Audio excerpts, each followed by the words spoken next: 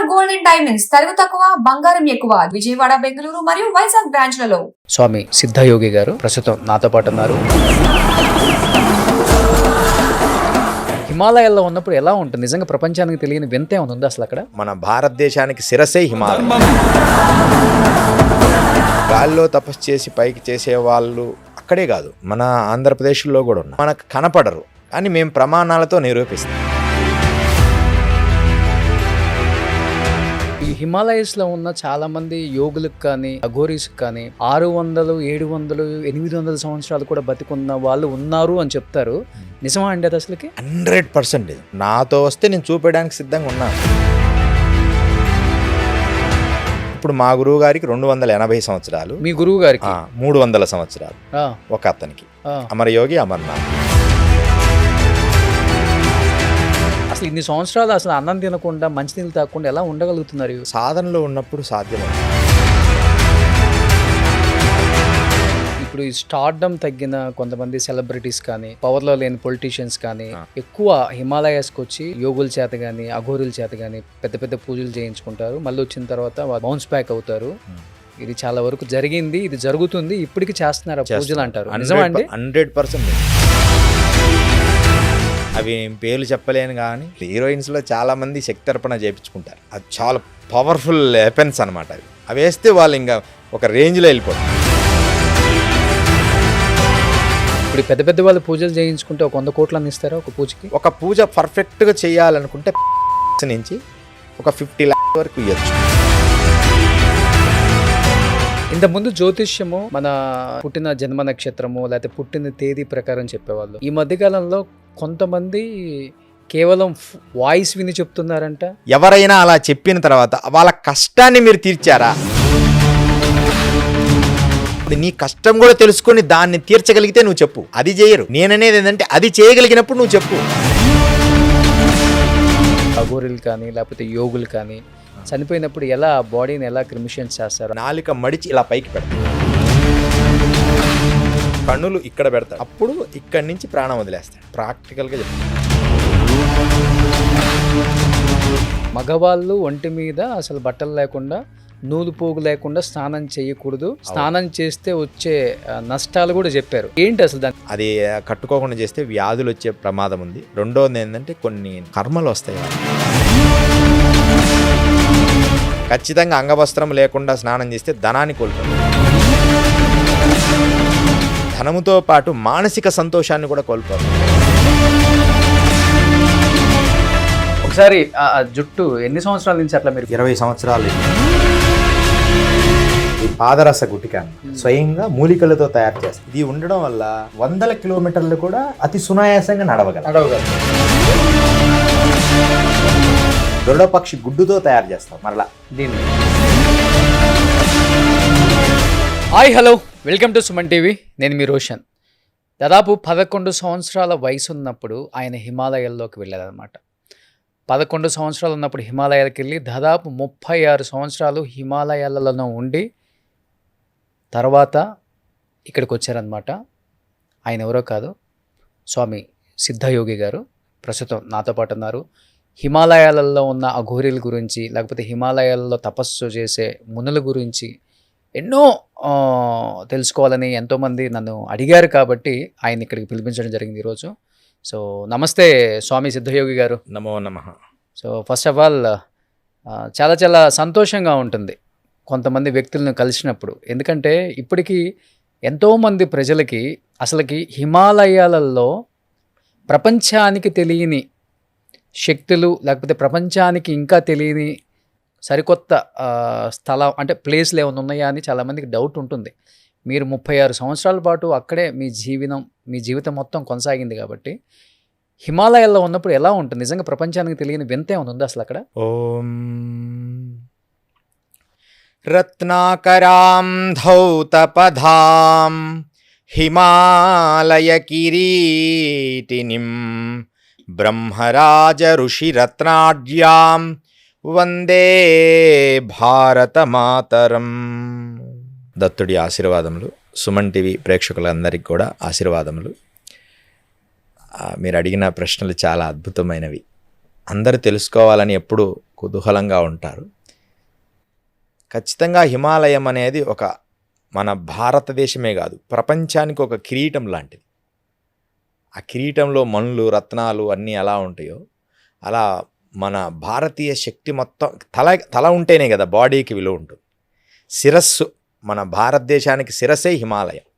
దాంట్లో ఎంతోమంది ఋషులు, యోగులు, సాధకులు, అసలు అడుగడుగున ఒక అద్భుతమైన సాధనా విధానాల్లో ఋషులు ఉండేవారు. వారు ఇక్కడ ఉన్నారు, ఇక్కడ లేరనే లేదు. అయితే కాలాంతరంగా కొంత లోపలికి వెళ్తున్నారు. 2000కు ముందు ఎక్కువగా యోగులందరూ కూడా మనకు నడుస్తుంటే అట్లా పక్కనే కుటీరం కనపడేది, మనం వెళ్ళేవాళ్ళం. ఒక్కొక్కరు హఠయోగులు ఉంటారు, జలయోగులు, తర్వాత గాల్లో తపస్సు చేసేవాళ్ళు, పైకి లేచి గాల్లో తపస్సు చేసి పైకి చేసేవాళ్ళు అక్కడే కాదు, మన ఆంధ్రప్రదేశ్లో కూడా ఉన్నారు. అంటే మనకు కనపడరు, కానీ మేము ప్రమాణాలతో నిరూపిస్తాం. ఓకే, ఎలా సాధ్యం అది అసలుకి? సైన్స్ పరంగా మనం తీసుకోవాలి ఫస్ట్. అంటే సైన్స్ నమ్ముతారు. ఈ సైన్స్ అంటే ఆధ్యాత్మికంగా సాధన చేయమంటే అది ఎక్కువ విశ్వసించారు. సైన్స్ ఏంటంటే మన లంగ్స్ ఇంతవరకే ఉంటాయి. మనం గాలి ఎక్కువగా లంగ్స్ పూర్తిగా తీసుకోం. ఎప్పుడు లంగ్స్ పూర్తిగా లంగ్స్ ఇంత పొడుగు ఉంటాయి, అంటే పూర్తిగా వ్యాకోచన చెందుతాయి. అయితే ఈ ప్రాణాయామ కుంభకాలలో హైడ్రోజన్ అంటే విపరీతమైన హీట్ జనరేట్ అవుతుంది. అది హైడ్రోజన్ గాలిగా మారుతుంది. ఓకే, ఇప్పుడు హైడ్రోజన్ బెలూన్స్ ఎలా ఉంటాయి? అవును, వదలంగానే గాల్లో వెళ్తాయి. అలాగే మన బాడీ కూడా లిఫ్ట్ అవుతుంది. 100% నేను ప్రూవ్ చేస్తా. కాబట్టి కేవలం సాధనతోనే సాధ్యం. ప్రూవ్ చేస్తా. మీరు కూర్చోగలరా గాల్లో? అంటే ఇప్పుడు కాదు, చూసిన వాళ్ళు ఉన్నారు. నేను కూర్చున్నది మా గురువు గారు ఇప్పటికీ ఉన్నారు, యోగానంద భారతి వారు.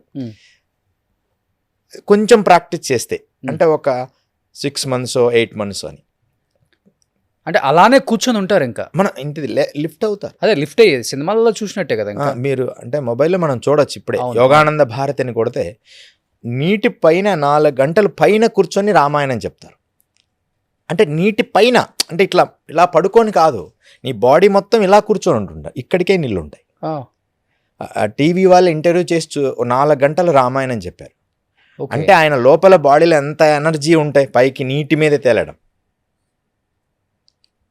అసలు ఎలా పాసిబుల్ అసలు అది? చూడండి, కొట్టి చూడమంటే యోగానంద భారత్ అంటే మీకు అమ్మడే వస్తుంది. అందరికీ చూపించవచ్చు లైవ్లో. అదే యోగ సాధన 1:4:2 అని ఒక యోగ శాస్త్రం ఉంది. అంటే యోగంలో, ప్రాణాయామాల్లో అన్నీ మనం పుస్తకాలు చదువుతాం రోషన్ గారు. అంటే పుస్తకాలే ఎక్కువ, అవన్నీ చాలా నాలెడ్జ్ ఉందని అనుకుంటారు, బుక్స్ చదివి అవన్నీ. కానీ అవి ప్రాక్టికల్గా రూపంగా చేసిన సాధువులు కొంచెం మందే ఉంటారు. నాలెడ్జ్ బ్రెయిన్ వరకే వీళ్ళందరూ ఆపేస్తారు. ఓకే, ప్రాక్టికల్గా చేసేవాళ్ళు ఇన్ని పట్టుకోలేరు. అవసరమైంది ప్రాక్టీస్ చేసి వారు ఆనందంగా జీవిస్తారు. కానీ సిద్ధయోగి గారు, మీకు 11 సంవత్సరాల వయసులో హిమాలయాలకు ఎందుకు వెళ్ళాలనిపించింది? అసలు మిమ్మల్ని ప్రేరేపించిన అంశం ఏంటి అసలుకి? పుట్టుకతోనే అది సీడేమో మనకు తెలియదు. వైదిక ధర్మాల్లోనే మేము జన్మ జరిగింది. అంటే వైదిక ధర్మంలో. ఓకే, అందుకని నేను ఎక్కువ ఈ ధ్యానము, సాధన అంటే నాకు గుర్తు వచ్చినప్పుడు, గుర్తు రాకముందే ఈ చిన్ముద్ర ఎక్కువ వేస్తుండేవాడిని. మీకు ఆ ఫొటోస్ మీకు చూపిస్తాను, ఈరోజు వెళ్ళేటప్పుడు చూపిస్తాను. అసలు ఈ చిన్ముద్ర అనేది వీడేది లేదు. ఎక్కడ కూర్చున్నా, స్కూల్లో కూర్చున్నా సరే, అదే కొంచెం స్కూల్కి వెళ్తాం కదా, ఎక్కడికి వెళ్ళినా తపస్సే. ఒకసారి చిన్న సంఘటన, చిన్నతనంలో ఆ చిన్న స్కూల్ అప్పుడంటే చెట్ల కిందే ఉండేవి. స్కూల్ అంటే పెద్ద బిల్డింగ్స్ తక్కువ ఉండేవి మన ఆ టైంలో. 85లో అప్పుడు ఆ కాలంలో చాలా తక్కువ ఇవన్నీ ఉండేవి. ఒక వేప చెట్టు పైకి వెళ్ళి ఇలా కూర్చోండి. ఆయన వచ్చి, గురువుగారు వచ్చి, ఏం చేస్తున్నావు అయ్యా అంటే, నేను తపస్సు చేస్తున్నా గురువుగారు అన్న. కరెక్ట్గా అప్పుడు 10వ ఏట పడి ఉంటుంది అంతే. అంటే చెట్ల మీద చేయకూడదు, ఒకవేళ కింద పడితే అమ్మ వాళ్ళు ఏమన్నా అంటారు కదా. చెట్ల మీద కూర్చొని చేసేవాళ్ళు. చెట్ల మీద కూర్చొని ఏదో అలా ఎవరు చూసినా ఇందే కూర్చొని, ఎవరన్నా అడిగితే ఏం చేస్తున్నావు అంటే, ఆ థాట్స్ ఎందుకు వస్తున్నాయో నాకు తెలియదు, కానీ నేను ఒక గుహల్లోకి వెళ్ళిపోవాలి అలా చెప్పేవాడిని. ఆ వయసులో ముద్దు మాటలు కూడా, ఆ గుహల్లో సాధన చేయాలి అని చెప్తుండేవాడిని. అసలు ఆ గుహలంటే తెలియదు. ఇలాంటి క్రమంలో 11వ సంవత్సరం వచ్చినప్పుడు నాకు ఒక విపరీతమైన స్పిరిచువల్ ఎనర్జీ పాస్ అయింది. ఇప్పుడు అప్పటికి ఈ టీవీలే కూడా లేవు, అసలు టీవీనే లేవు, టీవీలు సెల్ ఫోన్లు ఏం లేవు. ఒక స్పిరిచువల్ ఎనర్జీ పాస్ అయ్యి, అలాంటి పాస్ అయిన తర్వాత నేను అనుకోకుండా నా వాయిస్లో నుంచి ఒక ఇన్నర్లుగా ఒక మాటలు వస్తున్నాయి, నేను మంచు కొండల్లోకి వెళ్ళాలి అంటే. అసలు ఎవరున్నారా, నువ్వు ఎలా వెళ్తావు, విజయవాడ వెళ్ళడానికే చాలా కష్టము, నువ్వు ఒక్కడివి ఎలా వెళ్తావు, నేను వెళ్తా, హిమాలయస్కి వెళ్ళిపోతా, అక్కడ ఏదో ఉంది నన్ను పిలుస్తుంది, ఒక మంచు లింగం నన్ను పిలుస్తుంది అని క్లియర్గా చెప్పాను. రోషన్ గారు యథార్థము, మా తాతగారు ఆర్మీలో పనిచేసేవారు, అక్కడ నిజంగా మంచులింగం ఉంది అంటే ఆయన వచ్చాడు అప్పుడు సెలవుల్లో, అట్లా అక్కడ మంచులింగం ఉంది నాన్న నీకు ఎలా తెలుసు అని ఆయన ప్రత్యక్షంగా ఆయన అందరికీ చెప్పినాక వీళ్ళు నమ్మారు. అంటే పల్లెటూళ్ళల్లో అప్పుడు ఒక మంచులింగం ఉందని, అమర్నాథ్ మంచులింగం ఉంటుందని కూడా ఈ జనాలకు తెలియని రోజులు అవి. ఇది మన ఆంధ్రప్రదేశ్లో మీరు ఒకసారి ఆలోచిస్తే నేను చెప్పిన మాటలు అర్థమవుతాయి ప్రాక్టికల్గా. ఎవరో కొంచెం మందికి తప్ప అక్కడ అమర్నాథ్ యాత్ర ఉందని తెలియని రోజులు అవి. అప్పుడే నేను అక్కడికి వెళ్ళిపోవాలి అంటే, అక్కడ ఉంది కానీ నాన్న ఈ వయసులో నువ్వు వెళ్ళలేవు అని చెప్పారు. ఆ తర్వాత యజ్ఞోపవీతం వేశారు. యజ్ఞోపవీతం వేసి ఏదో కార్యక్రమం చేశారు క్రతువు. కరెక్ట్గా 6 months ఇట్లా బంధువుల ఇంటికి వెళ్తానని, అప్పట్లో వెళ్ళనిస్తారనమాట, ఆ బంధువుల ఇంటికి ఎవరితో వెళ్తానని చెప్పేసి అక్కడి నుంచి ఇక వెళ్ళిపోయారు. ఎలా ఏ ట్రైన్ ఎక్కాలో తెలియదు, ఏం తెలియదు. ఎన్ని ట్రైన్లో మారాను. జబల్పూర్ దిగాను, తెలియదు. జబల్పూర్ పోయింది ఒక ట్రైన్ విజయవాడని. నేను కాశీ వెళ్ళాలండి అని చెప్పాను, ఒక ట్రైన్ ఎక్కించాడు, ఆ జబల్పూర్లో ఆగిపోయింది, టికెట్ లేదు. అక్కడి నుంచి మొగలిసరాయ్ అని ఒక ఊరుంది, మొగలిసరాయిలో అంటే మొగలిసరాయి కాశీ వెళ్ళిపోవచ్చు అంటారు, అసలు మొగలిసరాయి అంటే ఏందో తెలియదు. మొగలిసరాయిలో దిగడం, అక్కడి నుంచి వారణాసి దగ్గరే. అప్పట్లో వేరే వాళ్ళు వచ్చి మేము తీసుకెళ్తామని వారణాసి వెళ్ళడం. ఒంటరిగా ఉన్నాను కదా, ఎవ్వరూ రానిచ్చేవాళ్ళు కాదు. అంటే మనకు ఒక రూమ్ లాగా ఉండడానికి ఏమీ ఉండేది కాదు. అలా తిరుగుతూ ఉండేవాడిని, ఎక్కడ ఉండాలో తెలియదు, విపరీతమైన చలి. అలా తిరుగుతున్నప్పుడు ఒక ఆయనడు, ఇక్కడ సత్యలోక్ అని ఒకటి ఉంది, అక్కడ పంచలాగా ఉంటుంది ఆ ప్లేసు, మీరు అక్కడ ఉండండి వెళ్ళి ఆయన ఇక్కడ ఉండి పంచలోని. ఆ పంచలో ఎదురుగానే శ్యామచరణ లాహిరి అని లాహిరి మహాశైల హౌస్, అది మన మహావతార్ బాబాజీ శిష్యులు లాహిరి మహాశైలు వారి హౌస్ ఉంది. ఆ హౌస్కి తాళం వేస్తుంది. ఒక బ్రాహ్మణుడు వచ్చి రోజు దీపం పెట్టి వెళ్ళేవాడు. అక్కడ ఈ పాలు పెరుగు అమ్మే అతను ఏం చేశారంటే, ఈ అబ్బాయి ఎవరున్నారండి ఆ పంచలో పడుకుంటారు మీ దాంట్లో అని ఇతను అడిగాడు. ఏమో అంటే విలువైన ఏం లేవు అప్పుడు ఆ కాలం. ఆ లోపల పడుకుని రోజు దీపం పెట్టు, అంతా ఊడ్చి ఇక్కడ సాధన చేసుకో అని చెప్పడం జరిగింది. సాధన అంటే కూడా ఏమో తెలియదు. అలా దీపం అలా పెట్టియడం, నమస్కారం చేసుకోవడం, ధ్యానం చేసుకోవడం, నది ఒడ్డుకు పోవడం, నదిని చూస్తూ ఉండడం కాశీలో. ఇలా నా ప్రస్థానం మొదలైంది. ఎవరు మీ గురువు గారు, మొదటి గురువు గారు? అమరయోగి అమర్నాథ్. వీళ్ళే నాకు దర్శనం ఇచ్చారు మా గ్రామంలో. ఒక దగ్గర పర్వతం మీద కూర్చుంటే అప్పుడు నాకు వాళ్ళు ఎవరో తెలియదు. ఇంకొంతకాలం తర్వాత వస్తాం నాన్న, నిన్ను మేము ప్రేరేపిస్తాం, నిన్ను తీసుకెళ్తామన్నా. ఈ విషయం అందరికీ కూడా చెప్పాను.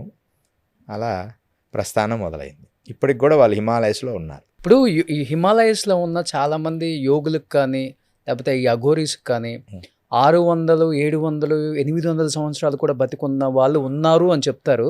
నిజమా అండి అది అసలుకి? 100% నిజం. నాతో వస్తే నేను చూపించడానికి సిద్ధంగా ఉన్నాను రోషన్ గారు. మీరు అంటే అందరినీ నేను తీసుకెళ్ళలేను. ఒకసారి మనం ప్రోగ్రామ్ ఇట్లా వెళ్దాం ఒకసారి హిమాలయస్ అంటే, జస్ట్ ఈ కెమెరాస్ ఇవన్నీ లేకుండా మనం ఉత్తరకాశీ నుంచి బయలుదేరదాం. నేను ట్రై చేస్తాను. ఇప్పుడు మా గురువు గారికి 280 సంవత్సరాలు, మీ గురువు గారికి 300 సంవత్సరాలు, ఒక అతనికి అమరయోగి అమర్నాథులు. వీళ్ళు ఎప్పుడు శరీరం తింటారు. వీళ్ళ అనుమతి వాళ్ళంతటా వాళ్ళు కలవాలనుకున్నప్పుడు మమ్మల్ని కలుస్తారు. ఇప్పటికీ వాళ్ళ ప్రేరేపణే మమ్మల్ని నడిపిస్తూ ఉంటుంది. అంటే సమాచారం ఎలా వస్తుంది? ఇప్పుడు ఒక రహస్యాన్ని అంటే ఇవన్నీ పబ్లిక్కి రకరకాల కామెంట్స్ వస్తాయని చెప్పాలి. ఈరోజు తెలియాలి అసలు చాలా వరకు. ఎందుకంటే దాన్ని ఒక ఉదాహరణకి ఈ మధ్యనే ఒక 1 year అయింది, అమరేశ్వర్ రాజేశ్వర్ శర్మ అని ఒక అతను ఉండేవాడు, ఉస్మానియా యూనివర్సిటీ ప్రొఫెసర్. ఆయన 100 years బతికారు. మనం ఈ మధ్య వెనకాల ఆయన ప్రత్యక్షంగా చూశారు మా గురువు గారితో మాట్లాడుతుంటే. అప్పటి నుంచి ఆయనకు మాకు స్నేహం ఏర్పడింది. భారతి గారని వారి డాటర్, ఆవిడ కూడా మంచి స్నేహము. ఆయన ఒక రకంగా గురువు. ఆయన దగ్గర నేను సంస్కృతాన్ని నేర్చుకుంటుండేవాడిని అప్పుడప్పుడు. ఓకే. అంటే నేను భారత పర్యటన చేశాను. భారత పర్యటన 16,000 కిలోమీటర్లు చేశాను మొత్తం కాలినడక. అలా అప్పుడు ఈయన దగ్గర నేను కొంతకాలం సంస్కృత అధ్యయనము, శ్లోకాలు ఎలా చదవాలి అలా చేస్తున్నప్పుడు ఒకసారి నది ఒడ్డున అలా కూర్చుంటే ఆయన ఇలా కూర్చున్నారు. మా గురువుగారు ఆకాశం నుంచి ఇలా దిగారు. అలా దిగుతూ అంటే ఇది యథార్థం నమ్మాల్సిందే. ఆయన ఏదో కూర్చున్నాను, గురువుగారు అలా దిగుతుంటే అమ్మడే నేను పోయి నమస్కరించాను. ఎవరికి కనపడరు వారు వాస్తవానికి. నేను పోయి వారితో విన్నవిస్తున్నానా, నువ్వు నర్మద బయలుదేరు అన్నారు. నర్మద నువ్వు వెళ్ళాలి అని చెప్పారు. ఇక్కడ చూసి ఎవరితో పెద్ద ఆయన ఎవరితో నువ్వు మాట్లాడుతున్నావు అన్నారు. గురువుగారు మీకు కనిపించారా అంటే ఎవరో ఒక ఆయనతో మాట్లాడుతున్నావే అన్నారు. కొంచెం పెద్దవాడు, సాధకుడు కాబట్టి ఆయన కనిపించారు. ఆయన అప్పటి నుంచి నా స్నేహం ఆయన వదలలేదు చివరి వరకు కూడా. నా వీడియోస్ కూడా మీకు చూపిస్తాను. ఆయనతో లాస్ట్ పెద్ద ఆయన అనమాట, మన అమరేశ్వరం గారితో.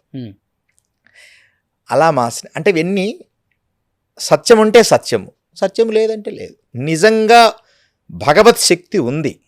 ఒకవేళ భగవత్ శక్తిని పక్కన పెట్టండి, ఒక మానవుడు ఒక దివ్యమైన శక్తిగా మారడానికి మన బాడీకి ఏదైనా సాధ్యమే. ఈ కంప్యూటర్ ప్రపంచ అతీతంగా ఏదైనా సాధ్యమే. అది యథార్థం. మనిషికి ఆహారం, మంచినీళ్ళు చాలా ఇంపార్టెంట్. అవి లేకుండా 300-400 సంవత్సరాలు మీ గురువులు ఇప్పటికీ బతికుండి తపస్సు చేస్తున్నారు అంటే ఎవరు అన్నారు ఇంత గుళికలు అంటే ఏంటండి, దేని నుంచి తయారు చేస్తారు అవి? అంటే అవి వేసుకోవటం వల్ల శక్తి ఏమొస్తుంది? అసలు ఇన్ని సంవత్సరాలు అసలు అన్నం తినకుండా మంచినీళ్ళు తాగకుండా ఎలా ఉండగలుగుతున్నారు? సాధనలో ఉన్నప్పుడు సాధ్యమవుతాయి. అది నేను కూడా అనుభవించాను కాబట్టి పరిపూర్ణ సాధన, డెడికేటెడ్గా.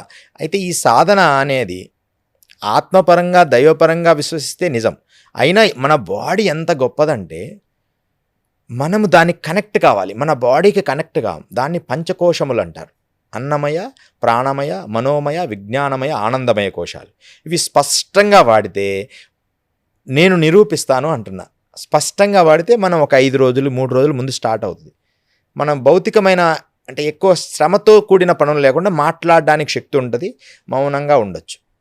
వీటిని శుద్ధంగా చేసుకోగలగాలి. వాటికి మనం చేయాల్సిందంటే మంచి ఆహారం తీసుకోవాలి. తీసుకున్నప్పుడు అలా తీసుకుంటున్నప్పుడు అన్నీ శుభ్రపడినప్పుడు నీకు ఇంకా ఆహారం, ఫుడ్ అవసరం రాదు. కొద్ది రోజుల తర్వాత ఎనర్జీగా మారిపోతుంది. అసలు అఘోరీలు అన్నం తినరా, మంచినీళ్ళు తాగరా? ఎందుకు తాగరు? తాగుతారు. అన్నం తింటారు, మంచినీళ్ళు తాగుతారు. కానీ వారికి తినాలనిపించినప్పుడే తింటారు, తాగాలి ఇచ్చినప్పుడే తాగుతారు. ఎక్కడి నుంచి వస్తుంది ఫుడ్ అక్కడ హిమాలయాల్లో? ఏది దొరికితే అది. ఇప్పుడు బాగా దొరుకుతుంది రోషన్ గారు. అప్పుడు కష్టం, కానీ అప్పుడు ఎప్పుడో ఒక్కసారి దొరుకుతుంది. యాపిల్ పండ్లు తింటాం. నేనైతే చాలా రోజులు యాపిల్స్ తిని యాపిల్స్తోనే ఉన్నాను. యాపిల్స్ తీసుకొచ్చుకోవడం, అక్కడ మన అన్ని యాపిల్స్ సెట్లే ఉంటాయి. పైన మంచుకొండలు అక్కడ ఉండవు. మనకి గంగోత్రి వరకు యాపిల్ చెట్లు ఉంటాయి. ఆ తర్వాత యాపిల్ చెట్లు ఉండవు. మనం ఏదైనా స్టోర్ చేసుకొని, మేము ఎలా చేశానంటే అక్కడ నేను మాత్రం కొన్ని రోజులు ఎండిపోయిన రొట్టెలను ట్రావెల్ చేశాను. నేను వారి దగ్గరికి వెళ్ళినప్పుడు మాత్రం వారు ఆహారం తినేటట్టుగా నాకేం కనిపించలేదు.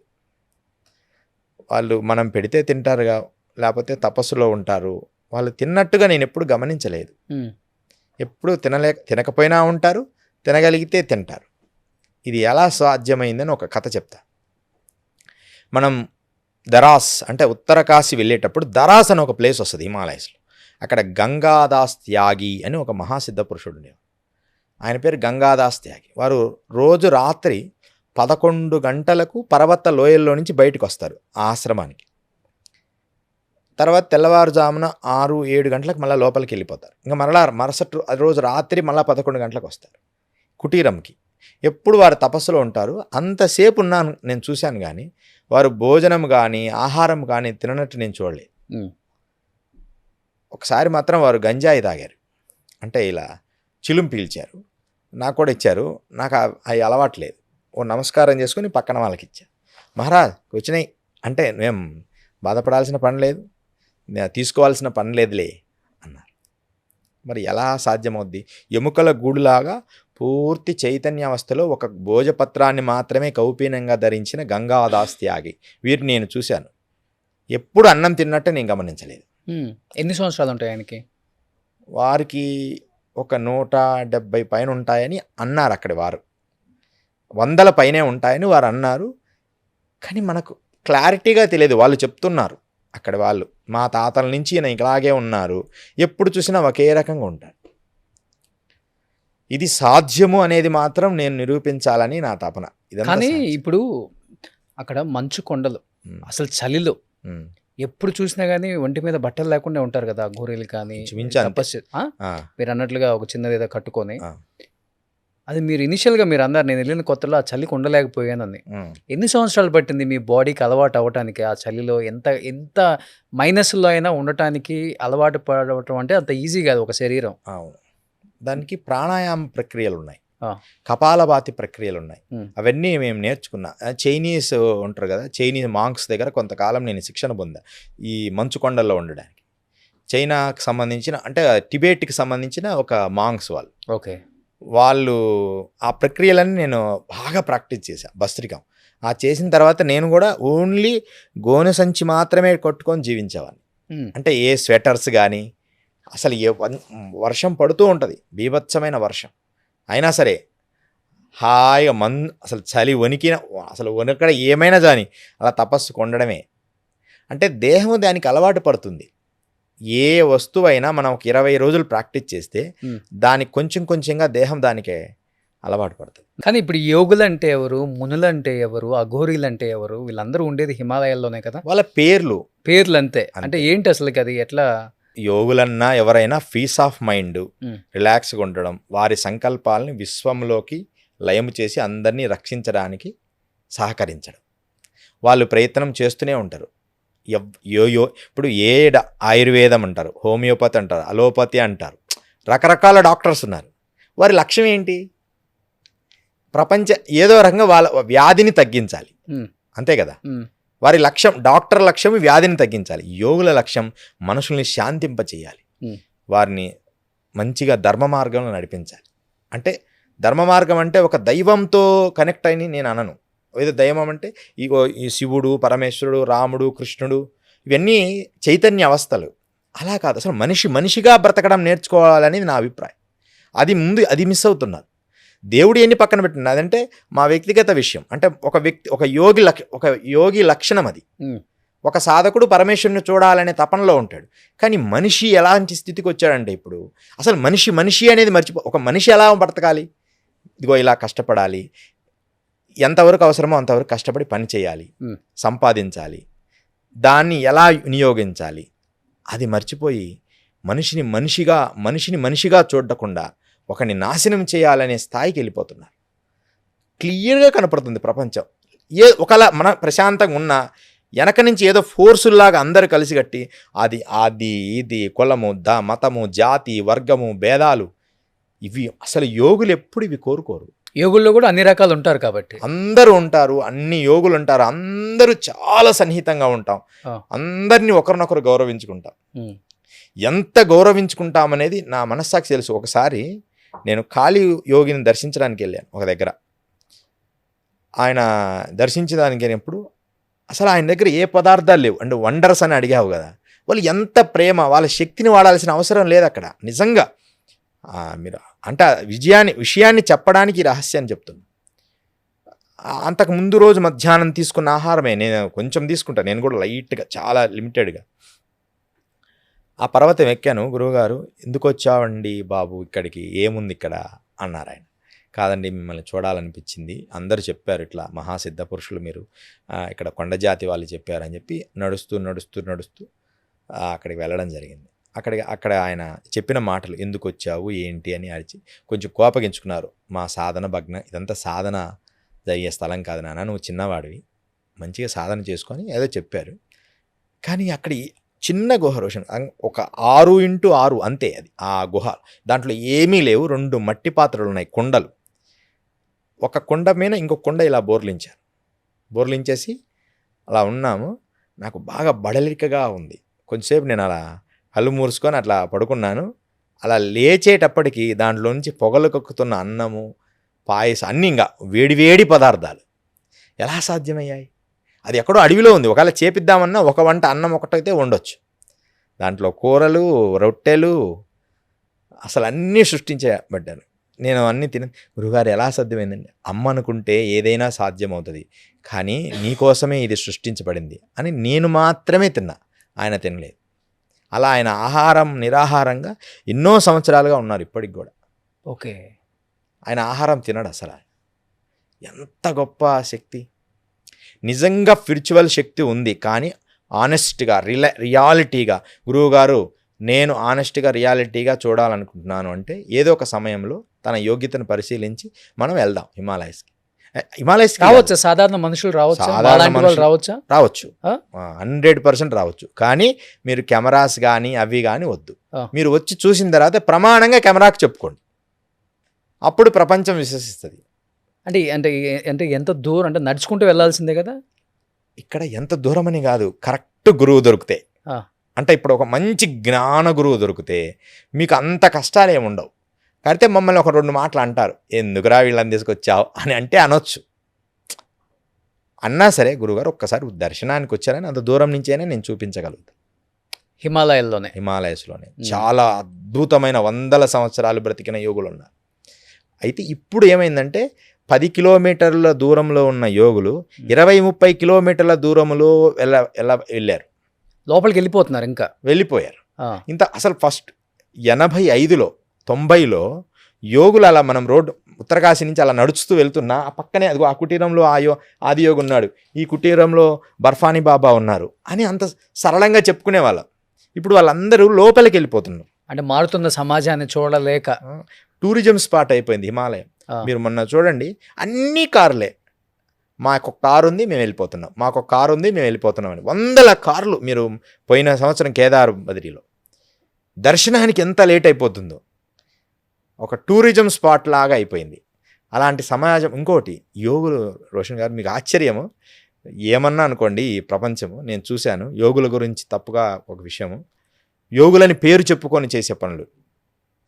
ఈ మధ్య గంగోత్రిలో మేము చూస్తే, మేము తపస్సు చేసిన గుహల్లో ఇప్పుడు అందరూ కూడా బాబాలు స్వామీజీలు ఉన్నారు.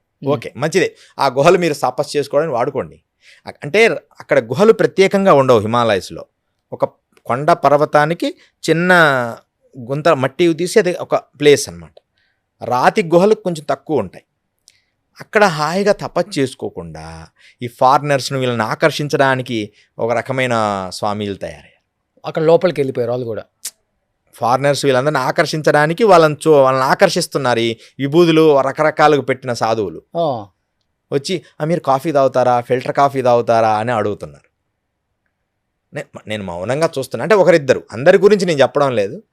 అసలు ఆ స్థలానికి వెళ్ళి తపస్సు చేయడానికి, కానీ వాళ్ళు వచ్చిన వాళ్ళకి నువ్వు ఫిల్టర్ కాఫీలు వేయడానికి కాదు కదా నువ్వు యోగి అనిపించుకునేది. అంటే అలాంటి యోగులు తయారయ్యారు ఈ టెక్నాలజీ రావడం వల్ల. సెల్ ఫోన్ వచ్చిన తర్వాత చాలా మార్పు జరిగింది. వారి కళ్ళల్లో దివ్య తేజస్సు లేనే లేదు.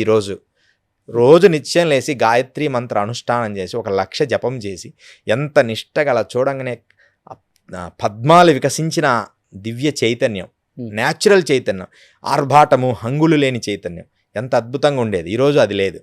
జస్ట్ యోగిలాగా ఇంగ్లీష్ మాట్లాడతారు, హిందీ మాట్లాడతారు, అదేదో గ్రేట్ అనుకుంటారు ఇంగ్లీష్ మాట్లాడితే. అలాంటి పరిస్థితికి రావడం వల్లే మీరందరూ కూడా నిజమైన యోగుల్ని చూడలేకపోతున్నారు ఈ ప్రపంచం. ఇప్పుడు సాధారణ మనుషులు కొంతమంది ఎవరైనా హిమాలయ పర్వతాల మీదకి రావటం, కొంతమంది యోగుల్ని కానీ అఘోరుల్ని కానీ కలవటానికి ప్రయత్నించడం కానీ జరుగుతూ ఉంటుందా? ఎందుకు జరగదు? జరుగుతుంటాయి. దర్శనం కూడా సాధ్యం అంటుంటారు. దర్శనం కూడా ఇస్తారు, కానీ మీరు ఆయనకు అంత వయసుని ఎలా క్యాలిక్ట్ చేయలేరు కదా. అవును, మనం చేయలేము. బట్ కోప్పడుతుంటారు వాళ్ళు కొంచెం. అస్సలు నిజమైన యోగులు వీళ్ళకు దర్శనం ఇవ్వాలన్నా ముందు ప్లాన్ వేసుకొనే వస్తారు. వారికి ఈ నేత్రాల కంటే 3వ నేత్రం బాగా పనిచేస్తుంది. అంటే ఇలా చూడంగానే ఈ ప్రాంతంలో ఎవరు వస్తున్నారంటే వారిని వీళ్ళు కలవాలనుకుంటేనే ఆ మార్గంలోకి వెళ్ళి వీళ్ళని కలుస్తారు, కానీ మన కోసం రారు కదా. నిజం రోషన్ గారు, ఇప్పుడు మనం ఒక డిసిప్లిన్గా ఒక రూమ్లో కూర్చున్నప్పుడు ఒక వ్యక్తి చిన్న శబ్దం చేసినా మనకు తెలుస్తుంది. అట్లనే ఒక యోగి నిర్మానుష్యంగా డీప్ మెడిటేషన్ చేసినప్పుడు ఎంత దూరాన్నైనా తన సంకల్ప శక్తితో గుర్తిస్తాడు. సహజ సిద్ధంగా తెలిసిపోతుంది, ఎవరో వస్తున్నారు ఈ మార్గంలో. మనం ఇంట్లో అలా కూర్చున్నప్పుడు ఆ కళ్ళు మూసుకొని ఎవరన్నా అలా కొత్త వాళ్ళు వస్తే అలా కొంచెం ఎవరో వచ్చినట్టుంది అనిపిస్తుంది. శబ్దం కొంచెంగా తగిలినా కూడా మనకు తెలుస్తుంది. అలాగే అంత డీప్ మెడిటేషన్లో ఉన్నప్పుడు చిన్న శబ్దం కూడా వాళ్ళకి పెద్ద శబ్దంలా వినపడుతుంది. ఒక్కోసారి చాలా డేంజర్. అందుకనే యోగుల దగ్గర శబ్దాలు ఎక్కువ చేయకూడదు. బాగా డీప్గా, ఎంతో డీప్గా ఉన్న వాళ్ళ దగ్గర చిన్న అట్లా అనంటే కూడా వాళ్ళకు భయంకరమైన శబ్దం వస్తుంది. ఓకే. అంత డీప్ ఉంటుంది. ఫ్యాన్ శబ్దం కూడా పడదు. కానీ యోగులు అండ్ అఘోరీలు ఇద్దరు చేసే ధ్యానం అదంతా ఒకటేనా అండి? వాళ్ళు కూడా సేమ్ ప్రపంచ శాంతి కోసమే. అందరూ చైతన్యవస్థలే. కానీ పోలీస్ ఆఫీసర్ లాంటి వాళ్ళు అఘోరాలు, నాగసాధువులు. నాగసాధువులు అయితే పూర్తి ఆర్మీ. ఇప్పుడు మన ఇండియన్ ఆర్మీ అంటే నాగసాధువులు.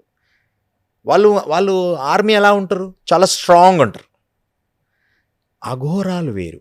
అఘోరాలు సాంప్రదాయబద్ధంగా వచ్చిన వాళ్ళు. మత్స్యేంద్రనాథుడు నుంచి గోరక్షనాథుడు నుంచి వరుసగా ఇలా పరంపర కొనసాగుతూ వచ్చిన వారు అఘోరాలు. వాళ్ళ విధానం వేరుంటుంది. వాళ్ళది ఎలా ఉంటుంది అసలుకి? వాళ్ళది మాత్రం అంటే అన్నిటిలో కూడా వివాహాలు ఉంటాయి. నాగసాధువులు ఉంటాయి, అఘోరాల్లో ఉంటాయి. చేసుకోపో కానీ చేసుకున్న తర్వాత 5 స్టెప్స్ ఉంటాయి.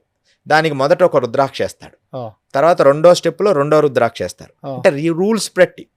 కానీ ఆ రూల్స్ ఇప్పుడు ఎవరు పాటించడం లేదు. ఓన్లీ మొదట అఘోర అయిపోగానే నేను అఘోర అయిపోయా అని చెప్పి విభూతి పెట్టుకోవడం, అఘోరి అయిపోవడం.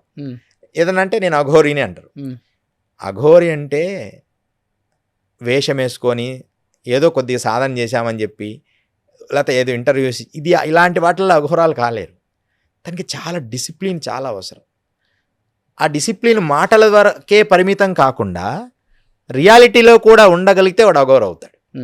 కానీ వాళ్ళు మాటల పనికే పరిమితం. అఘోర అంటే చక్కగా మందు తాగాలి, మాంసం తినాలి, శ్మశానంలో ఉండాలి, ఇవే అనుకుంటుంటారు. ఇది కరెక్ట్ కాదు. ఎందుకు ఉండాలి? నువ్వు లోపల ఇది కరెక్ట్గా లేదు. నిజంగా అది ఎందుకు వాడతారంటే భైరవ తంత్రములో ఒక భాగాలవి. వాటికి నైవేద్యం పెట్టినప్పుడు వాడతాం అంతే. ఇంకా రోజు అదే పనిగా తీసుకురాండి. ఇట్లాంటి అఘోరాలు ఎక్కువ అయిపోయారు. కొంతమంది ఫేక్గా ఉండేవాళ్ళు. అవన్నీ ఉన్నాయి, కానీ ఎంతవరకు వాడాలి? లిమిటెడ్గా. ఇప్పుడు మనం వాటర్ ఉంది. వాటర్ కూడా మితిమీరి ప్రవహిస్తే ప్రళయం వస్తుంది. దాన్ని కొంచెం తాగితే మన దేహం ఇబ్బంది అవుతుంది. మనకు వాటర్ మార్నింగ్ లేచినప్పుడు కొంచెం తాగాలి, ఒక 1/2 లీటర్. తర్వాత మళ్ళీ గ్యాప్ ఇచ్చాలి. అంటే అలాగే యోగి ఎప్పుడు ఏది ఎంత అవసరమో చేయడమే. అఘోరి కానీ, సాధువులు కానీ, యోగులు కానీ, తపస్సులు కానీ వాళ్ళకి ఇచ్చిన లిమిట్లోకి చేయగలిగితే వాళ్ళు యోగులు, అఘోరాలు అవుతారు. వాళ్ళు ముగ్గురు కలిసే ఉంటారు అక్కడ హిమాలయాల్లో? అందరూ కలిసి ఉంటారు. నాగసాధువులు, అఘోరీస్ అందరూ కలిసి ఉంటారు. ఒకరినొకరు భలే రెస్పెక్ట్ ఇచ్చుకుంటారు. అంటే ఒకే దగ్గర ఉండరు. ఇప్పుడు కాళీ కంబాళిలో ఒకరు ఉంటారు. తర్వాత రామానంద సేవాసనంలో కొంతమంది ఉంటారు. తర్వాత ఇంకో ఒక్కొక్క అఖాడాస్లా ఒక్కొక్క డిఫరెంట్ ఉంటాయి. వాళ్ళ ప్లేసుల్లో వాళ్ళు ఉంటారు. కానీ ఎవరి ప్లేసుల్లో ఎవరైనా పోయి ఉండొచ్చు. ఇప్పుడు బర్ఫానీ బాబా కేదార్లో మనం వెళ్ళొచ్చు, మీకు చూపిస్తా. మనం ఎన్ని రోజులైనా ఉండొచ్చు అక్కడ. 6 నెలలు ఓపెన్ చేస్తే 6 నెలలు కూడా మనం ఆయన దగ్గర ఉండొచ్చు. చక్కగా మనకు ఉదయాన్నే అంత ఆహారము, అంత టీ అది ఇస్తారు. తపస్సు చేసుకోండి. అలా కాదు, భిక్షాటన చేయాలి, డబ్బు సంపాదించాలనే విషయంలో ఉన్న వాళ్ళు అఘోరాలు ఎలా అవుతారు? వేషానికి అఘోరం అనేది ధన సంపాదన కోసం కాదు. వచ్చేటప్పుడు రాని ఒకవేళ నిజంగా వస్తే తీసుకోవచ్చు. ఎందుకంటే భిక్షం తీసుకోకపోతే ముందు నడవలేడు. కానీ ఇది ఎంత అవసరమో అంత తీసుకో. కానీ నేను విన్నాను, ఇప్పుడు ఈ స్టార్డమ్ తగ్గిన కొంతమంది సెలబ్రిటీస్ కానీ, పవర్లో లేని పొలిటీషియన్స్ కానీ, లేకపోతే బిజినెస్లో అపజయాలు వచ్చిన వాళ్ళు కానీ ఎక్కువ హిమాలయాస్కి వచ్చి యోగుల చేత కానీ, అఘోరుల చేత కానీ పెద్ద పెద్ద పూజలు చేయించుకుంటారు. మళ్ళీ వచ్చిన తర్వాత వాళ్ళు బౌన్స్ బ్యాక్ అవుతారు. ఇది చాలా వరకు జరిగింది, ఇది జరుగుతుంది, ఇప్పటికీ చేస్తున్నారు పూజలు అంటారు. నిజమా అండి? 100% నిజం. అలాంటి మా జీవితాల్లో కూడా చేసాం అట్లా. అవి పేర్లు చెప్పలేను కానీ. హీరోలకు చేశారా, పొలిటీషియన్స్కి చేశారా? చేశాను. హీరోయిన్లకు చేసాం, పెద్దవాళ్ళకి చాలా చాలా పెద్దవాళ్ళకి చేసాం, పొలిటీషియన్కి చేసాం. కానీ మేము ముఖ్యమంత్రి స్థాయి వ్యక్తులు కూడా వస్తారు అక్కడికి? ముఖ్యమంత్రి స్థాయి వ్యక్తులు కూడా వస్తారా? ముఖ్యమంత్రి స్థాయి వ్యక్తులు కాదులే కానీ హర్యానా రాష్ట్రానికి సంబంధించిన పెద్ద వాళ్ళు, అడిషనల్ సెక్రటరీ హర్యానా రాష్ట్రానికి సంబంధించిన వాళ్ళకు చేశాం. హర్యానా రాష్ట్రం మహేష్ అని హీరో ఉన్నాడు, హర్యానా రాష్ట్రం హీరో. ఆ. అతను ఎప్పుడు మా పరిధిలో చాలా చేపించుకున్నారు. మన తెలుగు వాళ్ళు కూడా వస్తుంటారా?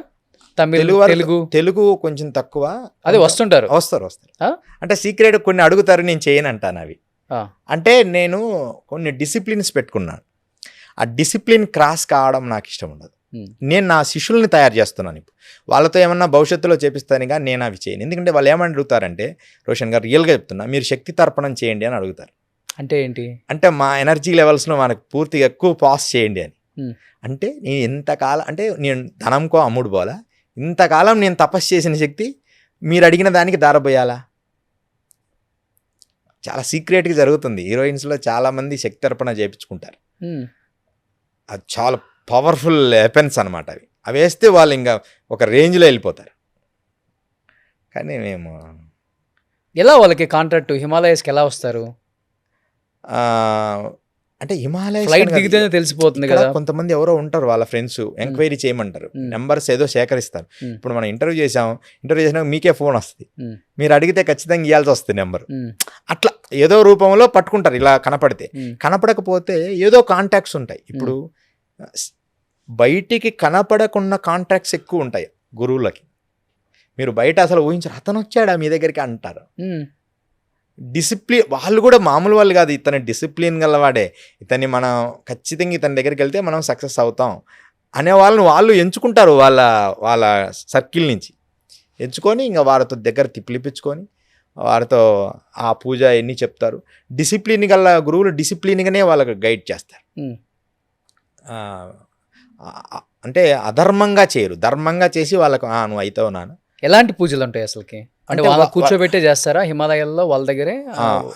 ఆల్మోస్ట్ కూర్చోబెట్టి ఖచ్చితంగా 1 డే అయినా కూర్చోవాలి వాళ్ళతో పాటు. ఆ చలిలో అయినా కూర్చోవాలి, మండుతున్న మంట ఎదురుగైనా కూర్చోవాలి. ఒక పర్సన్, రోషన్ గారు, ఒక పర్సన్ నన్ను అడిగారు. అంటే నేను అంతకుముందు చాలామందికి చేశాను ఇవి. అంటే నిజంగా అవసరం అంటే పాపం కష్టాల్లో ఉన్నాడు కదా, ధర్మవంతుడు. నేను మెయిన్ ధర్మాన్ని చూస్తే, ఎక్కువ ధర్మం. కానీ ఒక పర్సన్ అడిగితే నీకు నేను ఎందుకు చేయాలి అని. అప్పట్లో నేను కొంచెం గట్టిగా చెప్పేవాడిని, నేను ఎందుకు చేయాలి, చేయకపోతే మా కాంటాక్ట్స్ అన్నీ మేము ఆపేస్తాం, మీరు చెయ్యాలి మాకు అంటే. ఇట్లా బెదిరింపులు కూడా వస్తాయి. అంటే ఏం చేస్తారు వాళ్ళు? ఇప్పుడు డబ్బులు తీసుకొని యోగులు ఇంకెప్పుడు హిమాలయాల్లో ఉంటారు, డబ్బు కోసం అమ్ముడుపోరు. నిజమైన యోగులు, నిజమైన అఘోరీలు డబ్బు కోసం అమ్ముడుపోరు. వాళ్ళు సమాజ శ్రేయస్సు కొరకు, లేకపోతే భారతదేశం, ఈ ప్రపంచం అంతా అంతే వాళ్ళ కోసమే. యోగులు దగ్గర ధనం ఉందంటే, రియల్ యోగులకు చెప్తాను నేను, అది సంఘానికి సమాజానికే వెళ్తుంది. నేను కళ్ళారా చూశాను. లక్ష్మణ్ దాస్ అవధూత్ అని గంగోత్రిలో ఉండేవారు. వారు ఒక గవర్నమెంట్ని నడిపారు. అంటే సేవ కోసం అంటే అంత చేశారు. ఉత్తర భారతదేశంలో అందరికి ఫింక్షన్లు ఇచ్చాడు, అంటే యోగులందరికీ. ప్రతి నెల హరిద్వార్లో, ఋషికేశ్లో కొన్ని 100 మందికి 1000 రూపాయలు ఫింక్షన్ లాగా ఇచ్చారు. కార్డు తయారు చేసుకోవడం, లక్ష్మణ్ దాస్ కార్డ్, అవధూత కార్డ్. దాంట్లో ఫింక్షన్ అంటే ఆయనకు వచ్చిన లక్షల కోట్లు వచ్చిన డబ్బుని అందరికి పంచేవాడు. అంటే ఆయన పూజలు చేయించుకున్నారు, ఫలించిన తర్వాత ఆ డబ్బు ఆయనకు పంపిస్తారు. అది ఆయన ట్రస్ట్ ద్వారా అందరికి పంచేవారు. కానీ అసలు ఆయనకు ట్రస్ట్ అంటే కూడా తెలియదు.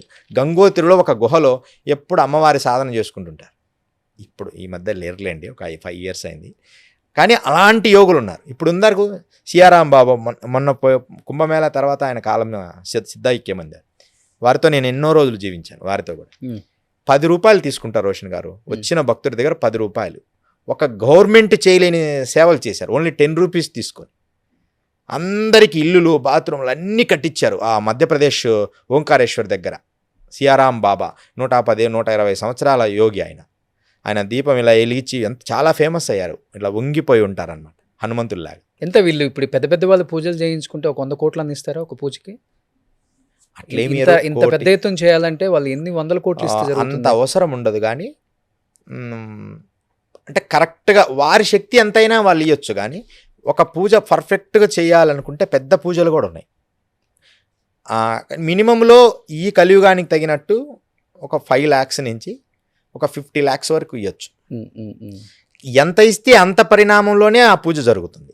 ఏదో ఉంటే 5-6-10 లక్షలు తీసుకుంటారేమో గురువులు, అంతే. ఎందుకంటే ఆ సిస్టమ్ కోసం కష్టపడతారు కాబట్టి.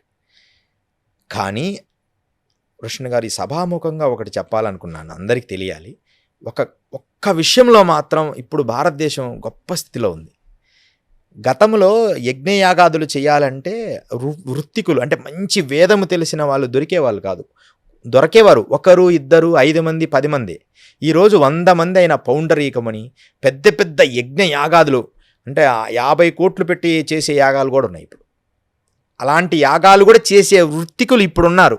మరి ఇదొక్క విషయంలో గోల్డెన్ టైమే. ఓకే, ఇదొక్క విషయంలోనే. ఎందుకంటే వృత్తికులు అలాంటి వాళ్ళు గతంలో మాకు అప్పుడు ఉండేవారు కాదు. 2000 ముందు ఒక 20 మంది 10 మంది అంతే. ఇప్పుడు 100 మంది అయినా సరే పర్ఫెక్ట్గా వేదాధ్యయనము చేసి మనస్ఫూర్తిగా యజ్ఞం చేసి వ్యామోహము లేకుండా చేసే పూజారులు ఇప్పుడు ఉన్నారు. ఏది ఈ వేదం నేర్చుకున్న వాళ్ళు. పురోహితులు కాదు, వారు వేరే, వాళ్ళు మామూలుగా పెళ్ళిళ్ళు అవి చేస్తుంటారు. వీళ్ళు ఇది కూడా చేస్తారు. కానీ వేదం అంత గొప్పగా నేర్చుకున్న వాళ్ళు ఇప్పుడున్నారు. ఎంత గొప్ప విషయం. మనం పౌండరీకం చేయాలంటే మనకు గతంలో ఎంతో కష్టం. ఇప్పుడు అలా కాదు, కరెక్ట్గా దొరుకుతారు. మనం అమౌంట్ మనం కొంచెం ఇంకోటి మనం ధనం సమకూర్చినా వాళ్ళు చేయమనగానే చేయరు. నిజంగా అవసరమా, ఇది చేద్దామా ఈ యజ్ఞము, అలాంటి గొప్ప విషయంలో ఇప్పుడు గొప్ప వాళ్ళు ఉన్నారు. ఇంకొకటి సిద్ధియోగ్ గారు, ఇప్పుడు అంత చలిలో మైనస్లో ఉంటారు కదా హిమాలయస్లో. మామూలుగా నేను చూసిన ఆ గురూస్ కానీ యోగులు కానీ ఒంటి మీద బట్టలు ఉండవు. అవును, ఒంటి నిండా విభూతి పూసుకుంటారు. ఏదన్నా రీజన్ ఉందా అలా విభూతి పూసుకోవడానికి? అలా బట్టలు లేకుండా ఉంటారు అందరు అక్కడ? 100%. ఇప్పుడు మేము కూడా కౌపీనముతోనే ఒక 6 సంవత్సరాలు తిరిగాను. కౌపీనమే మంచుకొండల్లో గ్లేషియర్స్లో నడిచేవాడిని. అసలు ఏమీ లేకుండా, చెప్పులు లేకుండా. అందరూ మీరు గడ్డ కడితే కాళ్ళు తీసేస్తారు, గడ్డ కడతాయి, మీరు ఇబ్బంది పడతారని నన్ను ఎప్పుడు అంటుంటారు. ఒకసారి నడుస్తున్నప్పుడు అనుకోకుండా ఒక 2 షూలు కనిపించాయి. ఆర్మీ వాళ్ళు తెగిపోతే వదిలేశారు. అవి దానికి పురుకోసలు చుట్టుకొని దారం చుట్టుకొని గ్లేషియర్స్లో నడవడం జరిగింది. ఖచ్చితంగా నీ అంటే పరిపూర్ణమైన ఆర్తి, దానితో పాటు ప్రాణాయామము, యోగా పరిపూర్ణంగా దేహంలో ఉంటే నీకు ఎలాంటి మంచు ఏమి చేయలేదు. నార్మల్గా మనం ఉండే క్లైమేట్లో ఉన్న ఫీలింగే ఉంటుంది, బాడీకి హాయిగా ఉంటుంది. మొదట కొద్ది రోజులు మాత్రమే నిన్ను డిస్టర్బ్ చేస్తుంది, ఒక 3 నెలలు. అందుకనే మేము ఏం చేస్తామంటే హిమాలయాలో డైరెక్ట్గా మంచుకొండల్లోకి వెళ్ళాం. ఉత్తరకాశీలో 1 నెల ఉంటాం, గంగోత్రి పోయిన తర్వాత 1 నెల ఉంటాం. అక్కడి నుంచి 15 రోజులు ఉత్తర తపోవన గోముఖ్ వెళ్ళి అక్కడి నుంచి ఇక 10 రోజుల తర్వాత ఇక కంప్లీట్ మంచుకొండలో నడుస్తాం. అంటే బాడీని స్టేజీల వారుగా డెవలప్ చేస్తాం. కొంతమంది యోగులు చెప్తుంటారు మగవాళ్ళు ఒంటి మీద అసలు బట్టలు లేకుండా, నూలు పోగు లేకుండా స్నానం చేయకూడదు, స్నానం చేస్తే వచ్చే నష్టాలు కూడా చెప్పారు. అవును. ఏంటి అసలు దానికి ఏదన్నా ఉందా, హిస్టరీ ఏమన్నా ఉందా? అది ధర్మము చాలా గొప్పది రోషన్ గారు. మన ధర్మము చాలా అంటే అది చాలా పెద్దది, చాలా గొప్పది. అందుకని ఇప్పుడు నేను అవధూత స్థితిలో ఉన్నా అనుకో, నాకు ఏ కౌపీనం కూడా అవసరం లేదు. నేను నదిలో డైరెక్ట్గా స్నానం చేయొచ్చు. ఒక గృహస్థుడు అలా చేయకూడదు. ఓకే, యోగులు ఏమీ లేకుండా కూడా స్నానం చేయొచ్చు. అఘోరాలు యోగులు, ఇప్పుడు మన అఘోరాలు యోగులు మన కుంభలో మేము అన్నీ ఏం లేకుండే కదా స్నానం చేసేది. అంటే మామూలుగా వెళ్ళినప్పుడు సాధువులు. కానీ గృహస్థులు అలా చేయకూడదు. అంటే ఒక కుటుంబపరమైన ఆలోచన విధిలో ఉన్నోళ్ళు చేయకూడదు. గురువు ఆదేశిస్తే కౌపీనం ఒకటి ధరిస్తారు వివాహమైన గురువుల్లో. కొంతమంది ఇప్పుడు అఘోరాల్లో చాలామందికి వివాహాలైనవి. 100% అఘోరాకి వివాహం చేసుకుంటారు, ఒక స్త్రీ ఉంటుంది. ఎందుకంటే ఆ పూజకి క్రతువు సిద్ధించాలి. అందరు చెప్తున్నది అవాస్తవాలు కూడా ఉన్నాయి. కానీ తనంత దాన్ని సింగిల్గా ఉంటానంటే ఏమనేది ఏం లేదు. కానీ దానికి ధర్మం కోసమైతే, శాస్త్రం కోసమైతే వాళ్ళు ఆచరిస్తారు. ఒకరు అలా ఆచరించి ఉండాలి. అప్పుడే ఆ క్రతువు సిద్ధిస్తుంది. మనం చేసే యజ్ఞము మన శిష్యులకు వస్తుంది. కానీ ఇప్పుడు టెక్నాలజీ ఎలా మారిపోతుందో మనుషులు కూడా అలానే మారిపోతున్నారు. మీరు అన్నట్లుగా అసలు ఇప్పుడు ఒంటి మీద లేకుండా స్నానం చేసే వాళ్ళ పర్సంటేజ్ ఎక్కువ కదా. అవును, 99% వాళ్ళే ఉంటారు. అవును. అలా చెయ్యకూడదు అన్న ధర్మం చేయకూడదు అని చెప్తూనే ఉంది, అంటే మీలాంటి వాళ్ళు చెప్తూనే ఉన్నారు. కానీ అదే జరుగుతూనే ఉంది. అలా చేస్తే వచ్చే నష్టం ఏంటి అనేది కూడా చాలా ఇంపార్టెంట్ వాళ్ళు తెలుసుకోవటం. 100% నదిలో, జీవనదిలో కౌపీనము కానీ ఏదైనా అంగవస్త్రము కట్టుకొని స్నానం ఆచరించాలి. లేకపోతే ఖచ్చితంగా వాళ్ళకి కొన్ని కర్మలు అంటి తీరతాయి. వాళ్ళకి మొదట అంటే కర్మలు వస్తాయి వాళ్ళకి, చర్మరోగాలు, వ్యాధులు, డైరెక్ట్గా కొన్ని ఏదన్నా బ్యాక్టీరియాస్ డిస్టర్బెన్స్ అలా జరుగుతాయి. అందుకని ఖచ్చితంగా వాళ్ళు అంటే మనం నమ్మితే నరకలోకాలకు కూడా పోతారు. ఎందుకంటే ఒక నదిని జీవనది, మంచినీళ్ళు జీవనదిని నువ్వు ఎలాగంటే అలా స్నానం చేయకూడదు కదా. నాట్ ఓన్లీ నదులు, ఇళ్లలో బాత్రూంలోనైనా అంగవస్త్రం ఖచ్చితంగా ఉండాలి. అది కట్టుకోకుండా చేస్తే వ్యాధులు వచ్చే ప్రమాదం ఉంది. రెండోది ఏంటంటే కొన్ని కర్మలు వస్తాయి వారికి. అంటే ఎలాంటి కర్మలు చెప్పొచ్చు? అంటే సభాముఖంగా అది చెప్పకూడదు అని, అంటే వాళ్ళకి ఇంకా జీవితంలో కొన్ని నష్టాలు, ధనం పోగొట్టుకుంటారు, ధనము నష్టపోతారు. ఖచ్చితంగా అంగవస్త్రం లేకుండా స్నానం చేస్తే ధనాన్ని కోల్పోతారు. ఫస్ట్ ధనముతో పాటు మానసిక సంతోషాన్ని కూడా కోల్పోతారు. ఒక బాడీ మీద ఈ భాగం చాలా నీట్గా టైట్గా నీట్గా ఉండాలి, దానికి ఒక అంగవస్త్రం ఉండాలి. మిగతా భాగం వేరు, ఆ భాగం వేరు, చాలా సెన్సిటివ్గా ఉంటుంది. దాన్ని మనం ఇష్టానుసారంగా అలా చేయకూడదు. కానీ శాస్త్రాల్లో రకరకాలుగా చెప్తూ వచ్చారు. అంటే పాపాలు వస్తాయి, నరకలో పోతారు, ఎన్నో జన్మలు ఇలా పుట్టాలి, అదంతా మనకు ఈ పురాణంలో వస్తుంది, గరుడ పురాణంలో. అవన్నిటికంటే ఇప్పుడు మనం ఏం చేయాలంటే అలా చేయకూడదు, అంతే అంతే అంతే. అంటే గట్టిగా చెప్పాలి, అది చేయకూడదు, దానికి ఇలాంటి అని మనం భయపెట్టకూడదు ప్రజల్ని. ఇప్పుడు మీరు అన్నారు అఘోరీలు అందరూ కూడా పెళ్లి చేసుకోవాల్సిందే, పెళ్లి చేసుకుంటేనే ఆ ఆచారంలో మంచిది అన్నారు. యోగులు కూడా అందరు పెళ్లి చేసుకుంటారా? వాళ్ళకి కుటుంబం, పిల్లలు అందరూ అందరికీ వివాహాలు ఉన్నాయి. ఏ ఋషులకి వివాహం కాలేదు చెప్పండి? సనక సనందాదులు తప్ప. వాళ్ళు బ్రహ్మమానస పుత్రులు, నారదుడు బ్రహ్మమానస పుత్రుల వరకు తప్ప మిగతా వాళ్ళందరికీ, వశిష్ఠులకు అయిందా, దుర్వాసులకు అయిందా, విశ్వామిత్రుడికి అయిందా, అందరికి అంతే. ఆ కాలం అగస్యుల వారికి అయిందా? ఋషుల సాంప్రదాయాలు అందరికీ అయినాయి. కానీ కలియుగం వచ్చిన తర్వాత ఆయుష్ పరిణామం తగ్గింది. అప్పుడేంటంటే 3 యుగాలు బతికారు ఈ ఋషులందరూ. 3 యుగాలు ఉన్నారు. 3 యుగాలు ఉన్నప్పుడు వారికి ఇది ఏమో 60 సంవత్సరాలేగా. ఇప్పుడు ఈ జీవితం ఎంత ఉంటుందో ఒక 60 సంవత్సరాలు ఉంటారు. కానీ ఈ కాలంలో ఉండేదే 60 సంవత్సరాలు అన్నప్పుడు వారు ఎన్ని చేసుకొని మరలా సంసారం, పిల్లలు, బాధ్యతలు అయితే సాధన చేయలేమేమో అని ఒక ఆలోచన. కుటుంబాలు వదిలిపెట్టి వెళ్ళిపోతారు చాలామంది పెళ్ళైన తర్వాత కూడా కదా. అవును, అంటే పర్మిషన్తో వెళ్ళాలి. చాలామంది అలా వదిలిపెట్టి, మీకు ఒక సభాముఖంగా కూడా చెప్తా, పేరు చెప్పదలుచుకోలేదు. ఒక పెద్ద సన్యాసి, అతని పేరు కూడా సన్యాసనామం ఇచ్చాం. ఒక పెద్ద పీఠాధిపతి అయ్యారు ఆయన హిమాలయస్లో. నేను కమండలం పట్టుకొని, అంటే నేను చాలా అంటే మంచి సాధన చేస్తున్న పీక్ లెవెల్గా సాధన చూస్తుంటా ప్రతి మనిషిని. అలాంటి రోజులు అవి. వెళ్ళి డైరెక్ట్గా వెళ్ళి, నానా నీకోసం ఒక అందమైన కన్య ఎదురు చూస్తుందని ఆయన చెవిలో చెప్పా. ఒక పెద్ద పీఠాధిపతికి చెప్పాను నేను. ఎవరైనా ఏమనుకుంటారు? ఆయన ఒక చిరునవ్వు, అలా ఎలా అవుతుంది స్వామీజీ, అలా మాట్లాడతారు మీరు అన్నాడు ఆయన చిన్నగా, ప్రేమగా. అవునా, సరే నాన్న, నేనైతే ధర్మం చెప్పా. తర్వాత వారి గురువు గారు వచ్చి, నీ సన్యాసం ఈరోజు తీసేస్తున్నాను అని చెప్పి ఆయన నదిలోకి తీసుకెళ్ళి ఆ కాషాయం తీసి తెల్లవస్త్రం కట్టి ఆయన్ని మరలా పంపించేసి పెళ్లి చేసుకోవడానికి ప్రోత్సహించారు. ఆయన పెళ్లి చేసుకొని 2 పిల్లలుగా అన్నాడు. ఇప్పుడు సన్యాసము పెద్ద ఒక 200-300 శిష్యులు, పెద్ద పీఠాదిని అలంకరించిన తర్వాత కూడా నేను క్లియర్గా చెప్పా. నేను వెళ్ళి అంటే ఎలా తెలుస్తుంది అంటే భవిష్యత్తు మనకు తెలిసిపోతుంది, ఏం జరగబోతుంది. ఆయన తర్వాత ఒకసారి కలిసినప్పుడు ఎంత సంతోషపడినాడో. గురుదేవా, మీరు చెప్పిన తర్వాత చాలా హాయిగా ఉంది, ఇప్పుడు చాలా సంతోషంగా ఉన్నా. అంతకుముందు కొంత లోటు ఉండేది నా మనస్సు, ఇప్పుడు చాలా మంచి పర్సన్ని సెలెక్ట్ చేశాడు గురువుగారు కూడా. తపస్సు చేసుకోవడానికి అనుకూలమైన వ్యక్తిని సెలెక్ట్ చేస్తారు. ఓకే. ఇంతకుముందు జ్యోతిష్యము మన పుట్టిన జన్మ నక్షత్రము లేకపోతే పుట్టిన తేదీ ప్రకారం చెప్పేవాళ్ళు. ఈ మధ్యకాలంలో కొంతమంది కేవలం వాయిస్ విని చెప్తున్నారంట, మనిషిని చూసి చెప్తున్నారంట. నిజమా గురూజీ? నిజమే. అయితే ఏమైందంటే అది అంత యోగకరమైనది కాదు. వాళ్ళు శ్మశానంలో సాధన చేస్తారు 100%. అది కర్ణమాతంగో కర్ణపిచాసో సాధన చేస్తారు. సాధన చేసి దానివల్ల ఉపయోగం ఏంది రోషన్ అంటే వాళ్ళ కష్టం తీర్చరు. నేను ఛాలెంజ్ చేసి చెప్తా, ఎవరైనా అలా చెప్పిన తర్వాత వాళ్ళ కష్టాన్ని మీరు తీర్చారా? కష్టం తీర్చరు. రోషన్కి ఇలా ఉంది, ఒక కారు ఉంది, ఒక ఇల్లు ఉంది, ఒక ఫ్యామిలీ ఉంది, పిల్లలు ఉండరు, ఇంతవరకే చెప్తాడు. నీ కష్టం, ఇప్పుడు నీ కష్టం కూడా తెలుసుకొని దాన్ని తీర్చగలిగితే నువ్వు చెప్పు. అది చేయరు. నేననేది ఏంటంటే అది చేయగలిగినప్పుడు నువ్వు చెప్పు. ఇప్పుడు చెవులో నేను నీ సీక్రెట్స్ చెప్తా. ఇప్పుడు ఒక సిద్ధయోగి గురువుగారు వస్తున్నారు, ఈయన ఇది అని నీకు అన్ని వివరాలు ముందు ఇచ్చాను, నువ్వు అడిగావు అనుకో. సపోజ్ ఏదన్నా ముందే తెలుసుకున్న ఇన్ఫర్మేషన్ చెప్పడం వల్ల ఏం ఉపయోగం? ఓకే. 100% చెప్తారు. ఒక స్వామి ఉన్నాడు, మంచి వ్యక్తే, వాళ్ళందరూ మంచి వాళ్ళనో చెడ్డ వాళ్ళనో ఇంత మనీ కూడా ఇంతనే ఉంటుంది. ఒక 50,000 ఇవ్వాలి ఇలాంటివి కూడా ఉంటాయి దాంట్లో, ధనంతో కూడి.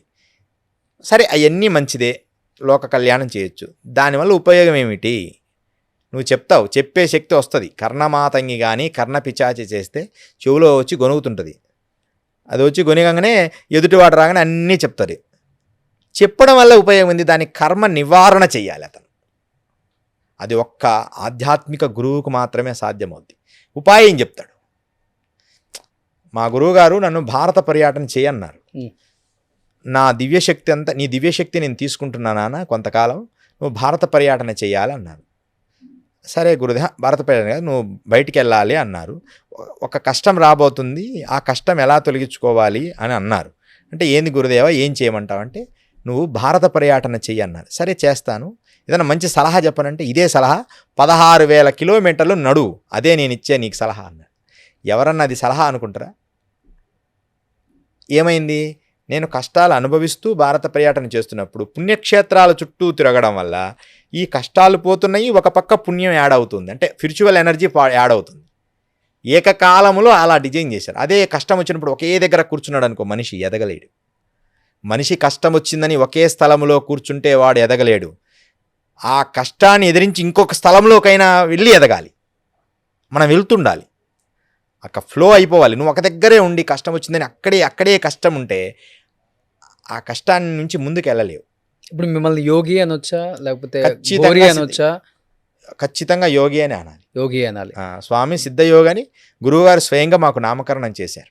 అంటే మీకు కూడా పేర్లు మారుస్తూ ఉంటారు ఎప్పుడు? ఇది లాస్ట్, ఇది అంటే దీని తర్వాత ఇంకొక పేరు ఉంది నాది. ఎన్నిసార్లు మారుస్తారు? మొత్తం 4 సార్లు మారుస్తారు. ఎప్పుడెప్పుడు? బాల్యంలో ముందు బ్రహ్మచారిగా ఒకటి, ఆ బ్రహ్మచారి కొంచెం యోగ శక్తిని తోడైతే యోగిగా మారుతుంది. దాని తర్వాత అది యోగి అయిపోయిన తర్వాత వాడి ఫుల్ఫిల్గా అన్ని శ్రీ విద్యకు ముందు ఒక యోగి ఒక నామం వస్తుంది. దాని తర్వాత గృహస్థ సన్యాసం అని ఒకటి ఇస్తారు. అంటే శ్రీ విద్యోపాసనలో ఇంకొక మెట్టు ఉంటుంది. శ్రీ విద్య ఇదందరికీ కొంచెం తెలివిగా ఈ శాస్త్రం తెలిసిన వాళ్ళకి క్లియర్గా తెలుస్తుంది నేను చెప్పినవి. తర్వాత శ్రీ విద్యోపాసనలో ఒక పేరు వస్తుంది. మా గురువుగారి పేరు ఇప్పుడు శ్రీ విద్యలో ఒక పేరు సపరేట్గా ఒక నామకరణం వస్తుందన్నమాట. శ్రీ విద్యానందనాథ అని మా గురువుగారి పేరుంది. నాకు శ్రీ విద్యోపాసన నేర్పించిన గురువు. అయితే ఈ పేరునే అందరికీ ఈ శ్రీ విద్యానందనాథ, శ్రీ ఆనందనాథ ఇలా రకరకాల పేర్లు, అంతర్ముఖానందనాథ అని శ్రీ విద్యలో చివరి పేరు ఇస్తారు. ఆ తర్వాత వాడి పరిపూర్ణ పక్వమైన గురువు అయినట్టు అనమాట ఆ పేరు ఇస్తే. ఓకే, లాస్ట్ 4వ సారి, ఇంకా 4వ సారి పెట్టిన తర్వాత 3 సార్లే. ఒక్కోసారి మధ్యలో ఇంకొక పేరు కూడా యాడ్ అవుతుంది కొన్ని సందర్భాల్లో, వాళ్ళు ఆచరించిన విధానాన్ని బట్టి 3 సార్లు పేరు మారుతుంది. 1, 2 బ్రహ్మచారి, దాని తర్వాత బ్రహ్మచారి నామం తర్వాత యోగం తర్వాత సన్యాసం. ఓకే. సో బట్ మీకు పెళ్ళైపోయిందా గురూజీ? అంటే ఈ వివాహ మార్గంలోనే ఉంటాం ఖచ్చితంగా. గురువుగారు సన్యాసం 3వ తీసుకుంటే మరి కుటుంబ వ్యవస్థ అప్పుడు కష్టం అవుతుంది కదా మరి? ఖచ్చితంగా గురువుగారు ఆదేశానుసారమే జరుగుతాయి అవన్నీ. అంటే మీరు ముందు బ్రహ్మచార్యంగా ఉన్నప్పుడే పెళ్లి చేసుకున్నారా, లేకపోతే అట్లేం లేదు, గురువుగారు ఆదేశానుసారమే జరుగుతుంది. ఆయనే చూపిస్తారా ఎవరిని చేసుకోవాలి? అన్ని డిక్లరేషన్ అయిపోయి ఉంటాయి రోషన్ గారు. ఈ ముందే వారు గురువుగారు అన్ని వివరాలు చెప్తారు. దాన్ని అది అన్ని కూడా కాలాంతరాల్లో మీకు తెలియచేస్తాం. అది అంత పెద్ద విషయం కాదు అది. అంటే పెళ్ళై పిల్లలు కూడా ఉన్నారు మీకు? పిల్లలు అవన్నీ అని కాదు, అసలు భార్య పిల్లలు వీటి విషయం కంటే గురువుగారు నిర్ణయం చేసినప్పుడు అది మనం రిలీజ్ చేసుకోవాలి. ఓకే. వారు ఇంకా పర్మిషనింగ్ లేదు. అది కూడా వాళ్ళు చెప్పినప్పుడే చెప్పాలి. పర్మిషన్ అంతా గురువు పర్మిషనే. అలా ఉంటేనే వాడు గురువు శిష్యుడు అవుతాడు, వాడు గురువు అవుతాడు. నాకు జ్ఞానం ఉంది నేను అంటే అలా మాట్లాడకూడదు. ఇప్పుడు ఇందాక కూడా కొన్ని విషయాల్లో ఆ పేరు చెప్పడానికి కూడా మీరు గమనించాలి లేదో, అంటే అది ఎంతవరకు చెప్పాలో అంతవరకే మేము చెప్పవలసింది ఉంటుంది. ఇప్పుడు యోగులు ఇన్ని సంవత్సరాల నుంచి మీరు అంటే చేస్తున్నారు కాబట్టి ఇంత ధ్యానం, అంటే దేవుడు ఉన్నాడు అని బలంగా నమ్మని వాళ్ళకి ఏం చెప్తారు? అసలు మీకు ఉన్నారని మీకు ఎప్పుడు అనిపించింది వెళ్ళిన తర్వాత? అసలుకి ప్రశ్న గొప్పదే. దేవుడు ఉన్నాడని మేము విశ్వసిస్తాం, కానీ వాడు విశ్వసించాడు. వాని కోసం మనం దివ్యత్వాన్ని ప్రదర్శించాల్సిన పని లేదు. ఉమ్. ఒకటి. రెండోది, దేవుడు ఉన్నాడో లేదో అని పక్కన పెడితే ముందు హ్యూమెన్గా బతకడం నేర్చుకోవాలని మా గురువుగారు చెప్తారు. ఉమ్. మనిషి మనిషిలాగా పోతే వాడు దేవుడు. అబ్బా ఈయన దేవుడిలాగా నన్ను రక్షించాడరా. ఇప్పుడు మనం ఎవరైనా సహాయం చేస్తే వీడు దేవుడిలాగా రక్షించారా అంటే ఒక హ్యూమెన్ లాగా బతకడం అనేది తగ్గిపోయింది రోషన్ గారు ప్రపంచం. అది ఒక్కటి మనం సాధించగలిగితే, మంచి గురుకులాలు పాతకాలంలో ఎలా ఉన్నారు, పద్ధతులు ఎలా ఉన్నాయి, ఎలాంటి వాళ్ళని గౌరవించాలి, మనం ఎలా ఉండాలి, వినయంగా ఉండాలి, పొల్యూషన్ చేయకూడదు, నేచరు నాశనం చేయకూడదు, ఇలాంటివన్నీ చేయగలిగితే ఖచ్చితంగా మరలా మంచి యుగాన్ని మనం చూస్తాం. కానీ ఆ స్థితిలో కనిపించడం లేదు. అసలు గుడ్డలు చింపుకొని తిరుగుతున్నారు ప్రపంచం అంతా. అంటే చాలా, అంటే అది అవసరమో లేదో తెలియకుండా విధ్వంస స్థాయికి వెళ్తాం. వాళ్ళకు కూడా తెలియదు అది ఎందుకు అలా చేస్తున్నారు. ఏమన్నా అవగాహన అంటే మీకు వచ్చిందా గురూజీ? అంటే మీరు తక్కువ వస్తూ ఉంటారు కాబట్టి బయటికి. ఇప్పుడు ఇల్లీగల్ అఫైర్స్ ఎక్కువైపోయాయి. భర్త భార్యని చంపటం అవును ఒకప్పుడు అవును ట్రెండ్. ఇప్పుడు కొత్త ట్రెండ్ ఏంటంటే భార్య భర్తను చంపడం కొత్త ట్రెండ్. అవును. అంటే లవర్ కోసం పిల్లల్ని చంపడం, రకరకాల. అవును. లేకపోతే లవరు వైఫ్ కలిసి రకరకాల హస్బెండ్ పిల్లల్ని చంపేయటం. పెళ్లి చేసుకుంటున్నాం అంటే వాడు పెళ్లి కాకముందే వాడిని లవర్ని చంపేయటం, అంటే భర్తను చంపటం. రకరకాలుగా కుక్కర్లలో పెడుతున్నారు, డ్రమ్ములలో పెడుతున్నారు, ఇంట్లోనే పాతి పెడుతున్నారు. ఇంత దారుణాలు మన 2 తెలుగు రాష్ట్రాలలో మనం చూడాల్సిన పరిస్థితికి వచ్చేసింది. అంటే చెప్తాం కదా, వావి వరుసలు లేవు. అవును. పిన్నులతో అత్తలతో అఫైర్స్. అంటే మా ఛానల్లో చూస్తున్నాను నేను కూడా. ఎందుకు ఇంత దారుణమైన పరిస్థితులు? స్టార్టింగే చెప్పేశాను, చాలా దారుణాలు మనం చూడబోతున్నాం. మనిషిలాగా ఉండడం లేదని. 100% వీళ్ళందరికీ ఎలా జాగ్రత్త పడాలి ఇంకా అసలు? వీళ్ళ 100% మీరు పెళ్ళిళ్ళు చేసుకోవాల్సిన పని లేదు. నిజంగా ఆలోచన చేసుకుంటేనే చేసుకోండి, అన్నీ అవగాహన చేసుకొని. 30 ఏళ్ల తర్వాత వాడు పెళ్లి చేసుకుంటే ఈ 30 సంవత్సరాల్లో వాళ్ళ మానసిక పరిపక్వత ఎలా ఉండేది? అంతకుముందు 23 ఏళ్ళకి చేసుకునేవాళ్ళు. ఇప్పుడు జాబు అన్నీ సెటిల్ అయ్యడానికి 30 ఏళ్ళు అవుతుంది. 35 ఏళ్ళు అయ్యేటప్పటికి ఈ 35 సంవత్సరాల్లో వాడు గతకాలం నుంచి ఎన్ని సంబంధాలను కొనసాగించాడు. ఆ తర్వాత ఒక వివాహం అనే బంధం వచ్చిన తర్వాత అవన్నిటిని కట్ చేయలేకపోయి మళ్ళీ వీటికి దగ్గర అవుతారు. అప్పుడు వీటికి దగ్గర అయినప్పుడు అవన్నీ కొత్తగా వచ్చింది కాబట్టి దాన్ని దానికి అడ్జస్ట్ కావడానికి టైం పడుతుంది కదా. ఆ టైం వీరు ఇయ్యరు అనమాట. ఒక మ్యారేజ్లో భార్యాభర్తలు ఇద్దరికి టైం ఇయ్యరు. ఇద్దరు చేసుకున్నారు, ఇద్దరి మనస్తత్వాలు కలవడానికి సమ్ టైం కావాలి. మినిమం 5-6 ఇయర్స్ కావాలి. ఈ 6 ఇయర్స్ ఒకరినొకరు అడ్జస్ట్ చేసుకోవడానికి ట్రై చేయడంలోనే టైం సరిపోతుంది. అప్పుడు కానీ వాళ్ళిద్దరి మనసులు ఓహో ఒకటే అని అర్థం కాదు. ఆ టైం లోపనే వీళ్ళు ఆవేశానికి గురైపోయి అసలు నన్ను నువ్వు అర్థం చేసుకోలేకపోతున్నామని ఇంక పాత వాటిని మళ్ళీ తవ్వుతారు. అంటే లేట్ మ్యారేజెస్ వల్ల పాత ఎఫైర్స్ ఎక్కువైపోతున్నాయి. పెళ్ళైన తర్వాత ఈ ఎఫైర్లు కంటిన్యూ అవుతున్నాయి. అన్నట్లుగా ఇంతకుముందు 22-23కి మగవాడికి పెళ్ళి అయిపోయేది. అవును. 18, 19, 20 లోపు ఆడవాళ్ళకి అయిపోయేది. 36 ఏళ్ళు జరగల కొడుకులు పెద్ద వాళ్ళు సై వీళ్ళకి హెల్ప్ చేస్తుంటారు. అవును. ఇప్పుడు అబ్బాయికి 34-35 వస్తేనే పెళ్ళి అవుతుంది, అమ్మాయికి మినిమం 30-31. అవునవును. అలాంటి స్థితిలో వీళ్ళు ఇలా తయారవుతున్నారు. అందుకని మ్యారేజ్ అని కాదు, నేను అంటాను మ్యారేజ్ కంటే కూడా మంచి కమిట్మెంట్ ఉంటే మ్యారేజ్ కంటే గొప్పది అంటే రానున్న కాలంలో. కానీ మ్యారేజ్ అనేది సనాతనం చెప్పిన ధర్మం. అసలు మనుషులాగా బతికే చాలు. ఈ మ్యారేజ్లు, ఈ పిల్లలు, ఇవన్నిటికంటే మనిషిలాగా బ్రతికే జ్ఞానాన్ని ఒక గురుకులంలాగా పూర్వంలాగా ఇట్లా ఉండాలి, ఇలా మనం సాంప్రదాయం పంచకోశాలు, మనం మంచి ఆహారం తినాలి, ఏం ఆహారం తీసుకుంటున్నామో అదే భావన కలుగుతుంది. పెళ్లి పిల్లలు లేకపోతే సృష్టి ఆగిపోతుంది కదా అసలు. ఇప్పుడున్న టైంలో సృష్టి ఆగాల్సిన స్థితి ఏం లేదు. రాజకీయ నాయకులు కూడా అందరూ ఒకళ్ళొద్దు నలుగురిని వాళ్ళు ముందు అయిన తర్వాత వీళ్ళకి చెప్పానా? ఎవరైతే మనకు చెప్పారో ముందు వాళ్ళు ఒక 5 మందిని కనిన తర్వాత మిగతా వాళ్ళకి బోధించమనండి, అంతే కదా. నిజమే. అది కూడా మనకు విన్నాడు చక్కగా 2-3 పిల్లలు కంటే మనకు ఇబ్బంది లేదు. నువ్వు చెప్పొచ్చు, నువ్వు అర్హుడివే. ఒకరిని గండిన తర్వాత నువ్వు 4 కను అని చెప్తే అతను ఎలా అర్హుడవుతాడు? ఇప్పుడు నేను యోగిని, నేను ఖచ్చితంగా యోగ సాధన నేర్పగలను, నేను సనాతన ధర్మంలో సాంప్రదాయబద్ధంగా విద్య నేర్చుకున్నవాడిని, నేను ఏమి చెప్పినా సరే దాన్ని ఖచ్చితంగా నేను ఆచరించిందే ప్రపంచానికి చెప్తున్నా ఇప్పటి వరకు. అలా నువ్వు ఏమి చేసావో అది చెప్పడానికి సిద్ధమయ్యేవారు కావాలి సంఘంలో. ఇప్పుడు వాళ్ళు తక్కువైపోయారంటారు. 100% ఒక్కరు ఇద్దరు తప్ప, నేను ఇన్ని ఇంటర్వ్యూ ఒక్కరిద్దరు తప్ప మిగతా వాళ్ళందరూ కూడా తక్కువైపోయారు. మిగతా వాళ్ళందరూ కూడా తక్కువే. నిర్భయంగా ఉండు, చక్కగా ఆచరించు, ధర్మాన్ని ఆచరించు, అలాంటి స్థితిలో లేరు ఇప్పుడు. వాళ్ళ ఇష్టానురాజ్యం అయిపోయింది. అవి ఏం అవసరం లేదు. కోట్ల మంది ప్రజలు అయిపోయినారు, కోట్ల మంది. అసలు పబ్లిక్ ఇంత కోట్ల మంది ప్రజలు కావడం వల్లే అసలు రానున్న కాలం పరిస్థితి ఏందా అని. రానున్న కాలంలో ఫుడ్ దొరకదు, భోజన వసతులు మనకు ఉండవు. ఒక్క 5-10 years లోపలనే భోజనానికి ఇబ్బంది పడతారు. అంత క్రైసిస్ రాబోతుందా? ఇది జనాభా పెరిగితే క్రైసిస్ రాకేమైంది? ఉన్న జనాలు అడాప్ట్ చేసుకోండి. ఎన్ని కోట్ల మంది బీద ప్రజలు ఉన్నారు, అడాప్ట్ చేసుకోండి. అలా అంగీకరించరు. ఖచ్చితంగా మా సీడే కావాలి, మేమే ఇంక పిల్లల్ని మా పిల్లలే ఉండాలి, ఇలాంటి పొజిషన్కి వచ్చారు. ఇన్ని కోట్ల మంది అనాథ పిల్లలు ఉన్నారు, ఎన్ని కోట్ల మంది తిండి లేక ఉన్నారు. వాళ్ళందరినీ మనం అడాప్ట్ చేసుకోవచ్చు. అంటే ఎవరికి చెప్పకుండా సైలెంట్గా, ట్రస్టులు కూడా వద్దు, సైలెంట్గా పోయి వాళ్ళకి అలా ఇచ్చేసి. మనకి గవర్నమెంట్ ప్రాసెస్ చాలా పెద్దది కదా, అడాప్ట్ చేసుకోవడానికి కూడా చాలా పెద్ద ప్రాసెస్ అది. ఒక 2 సంవత్సరాలు 3 సంవత్సరాలు పడుతుందట. అవును, ఒకరిని అడాప్ట్ చేసుకోవడానికి. అవును. ఇలాంటి పొజిషన్స్లో ప్రపంచం ఉంది. కోట్ల మంది ప్రజలు పెరిగిపోయారు.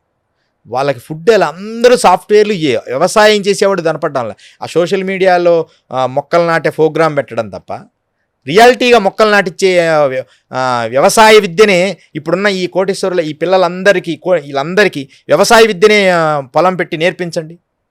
ఓన్లీ దానికి కూడా ఇప్పుడు మీరు రోషన్ గారు ఆశ్చర్యకరం, ఈ మధ్యకాలం వింటున్నా, దానికి కూడా ఒక అమౌంట్ కట్టి ఒకరోజు టూర్కి తీసుకెళ్తారు. టూర్కి తీసుకెళ్ళి 2 days ఆ వరి నాటియడం అది చేపిస్తారు. డబ్బు కట్టి తీసుకొని, అవును, అయిపోయినాక మళ్ళీ రిటర్న్ వస్తారు. అంటే 2 daysలోనే వానికి వ్యవసాయం వచ్చేస్తుందా? పూర్తిగా వ్యవసాయ విద్య నేర్పించండి. ఫార్మసీ లేదు, మా కుర్రాడు మాత్రం సాఫ్ట్వేరే చదవాలి, నా కింద ఉన్నాడు మాత్రం వ్యవసాయం చేస్తూ నాకు అన్నం వండి పెట్టాలి. ఇప్పుడు జెన్జీ కిడ్స్, జెన్ ఆల్ఫా కొత్తగా వచ్చేస్తుంది. ఇప్పుడు యూత్ చెప్పాలి అంటే గవర్నమెంట్లు కాదు, సెంట్రల్లో ఉన్న సెంట్రల్ గవర్నమెంట్ని కూడా అలా అలా అలా అలా ఊపేశారు. మొన్న ఎడ్యుకేషన్ మినిస్టర్ రాజీనామా చేసిందా కుదరలా. ఎలా ఉండబోతుంది జెన్జీ కిడ్స్ ఇది, జెన్ ఆల్ఫా ప్రభావం భారతదేశం మీద? కొద్ది రోజులు అంటా ఉంటుంది, తర్వాత అందరూ విచ్చలవిడితనం పెరుగుతుంది. సోషల్ మీడియా మాధ్యమాలలో కూడా విపరీతమైన వికారాలకు సంబంధించిన విధానం పెరుగుతుంది. కామము అనే పదము ఇక భయపడాల్సిన పని లేని తెరిచిన పుస్తకం అవ్వబోతుంది. అంటే ఇప్పటిదాకా తెరవకుండా ఉన్నాయి కదా, అంటే ప్రత్యేకంగా పబ్లిక్లో ఉండడము. గవర్నమెంట్లు కూడా అలాగే సిస్టమ్ తయారు చేస్తుండే, ఎవరికి నచ్చిన వాళ్ళతో వాళ్ళు జీవించండి, ఎట్లాగైనా ఉండండి. అంటే ఆ స్థాయి, ఆ ప్రపంచ నేచర్ అలా తీసుకొస్తుంది కలి ప్రభావం. వారి పరిస్థితిని ఇది అని చెప్పలేము. యువత కదా, యువత చేతిలో కర్ర పెడితే వాడు దాన్ని ఎలా ఉపయోగిస్తాడో మనకు తెలియదుగా. ఎలాగైనా వాడతాడు. దీనికి వాడండ్రా అని మనం చెప్పేదాకా వాడు ఆగడు కదా, ఆగడ. అందుకని జంజీవ పరిస్థితి ఇదే పరిస్థితి. ఈ కిడ్స్ పరిస్థితి ఏంటంటే సారథి లేని వారసులు. బలమైన వ్యక్తి ఉండాలి నడిపించడానికి. అందరూ బలమైన వ్యక్తులు నడవండిరా అంటే వాళ్ళు ఎలా విచ్చలివిడిగా వెళ్తాడు. వ్యూహము చల్లా చెదర వ్యూహం లాగా ఉంటుంది. వ్యూహం అనేది ఒక పద్ధతిగా ఉండాలి. విపరీతము కాదు చేయ వివరింపదగున్, విపరీతము చేయకూడదు వ్యూహాన్ని. దాన్ని ఒక క్రమబద్ధీకరంగా చేయాలి. సక్సెస్ అంతే. ఎప్పుడు వెళ్తున్నారు మీరు మళ్ళీ హిమాలయాస్కి? ఇప్పుడు హిమాలయాలు నర్మదా వెళ్తున్నాం. నర్మదలో నవంబర్లో వెళ్తాము. ఎప్పుడు తీసుకెళ్తున్నారు నన్ను హిమాలయాస్కి? ఖచ్చితంగా యోగుల్ని చూడాలి, నిజమైన గోరుల్ని. అంటే మనకు సాధ్యపడుతుందా? అంటే వాళ్ళ వరకు చేరటం చాలా కష్టం, అది వాళ్ళు పిలిపించుకుంటే మాత్రమే. నాతో పయనిస్తాము. 100% కెమెరాస్ అనేది రావడానికి లేదు. మీరు వచ్చిన తర్వాత మీరు అది ప్రమాణంగా చెప్పాలి. కెమెరాస్ తీసుకుపోవడానికి మాత్రం వద్దు. అదే కెమెరాస్ కాకుండా మనం వెళ్ళిన తర్వాత ఆ నేచర్స్లో ఆ విధానాలు మనం నడిచిన తర్వాత, వచ్చిన తర్వాత మీ ఒపీనియన్ మీరుగా ఇంటర్వ్యూ చేయొచ్చు. డెఫినెట్గా అప్పుడు మీకు క్లారిటీ వస్తుంది. మనము హిమాలయసే కాదు, మన శ్రీశైలంలో ఉన్నారు సాధకులు, నిజమైన సాధువులు ఉన్నారు. ఇప్పుడు యోగానంద భారతి మనకు గంగచోళపెంటలో ఉన్నారు. ఆయన అద్భుతమైన యోగి. ఆయన లాస్ట్ 96 years అనమాట. మీకు ఇంటర్వ్యూ అయినాక చూపిస్తాను ఆ వీడియోస్ అవి. మరి నిజంగా ఆయన యోగి. ఆయన ఎన్నో విషయాలు, పంచకోశాల్లో ఆయనకు తెలియని మీకు ఇంకొక సీక్రెట్ చెప్తాను. నేను తపస్సు చేసే రోజుల్లో నా రక్తనాళాలను నదులుగా శబ్దంగా వినిపించాయి. అంటే ఎంత డీప్ మెడిటేషన్ అనేది మీరు ఊహించండి. అసలు నా నాడీ మండలాన్ని అంతా నా అదుపులో ఉంచుకునేవాడిని. పరమాణు ఒకటే చెప్తున్నా, ఆత్మ చైతన్యం అనే జ్ఞానాన్ని పొందడమే ఆత్మదర్శనం. చైతన్యం అంతటా అసలు మొత్తం అంతటా నీ హృదయంలోకి చొచ్చుకొని పోద్ది. మనం ఎప్పుడు ప్రాక్టీస్ చేయలేదు, మళ్ళీ అంతటా బ్లాక్ అవుతుంటుంది. అంతే కదా.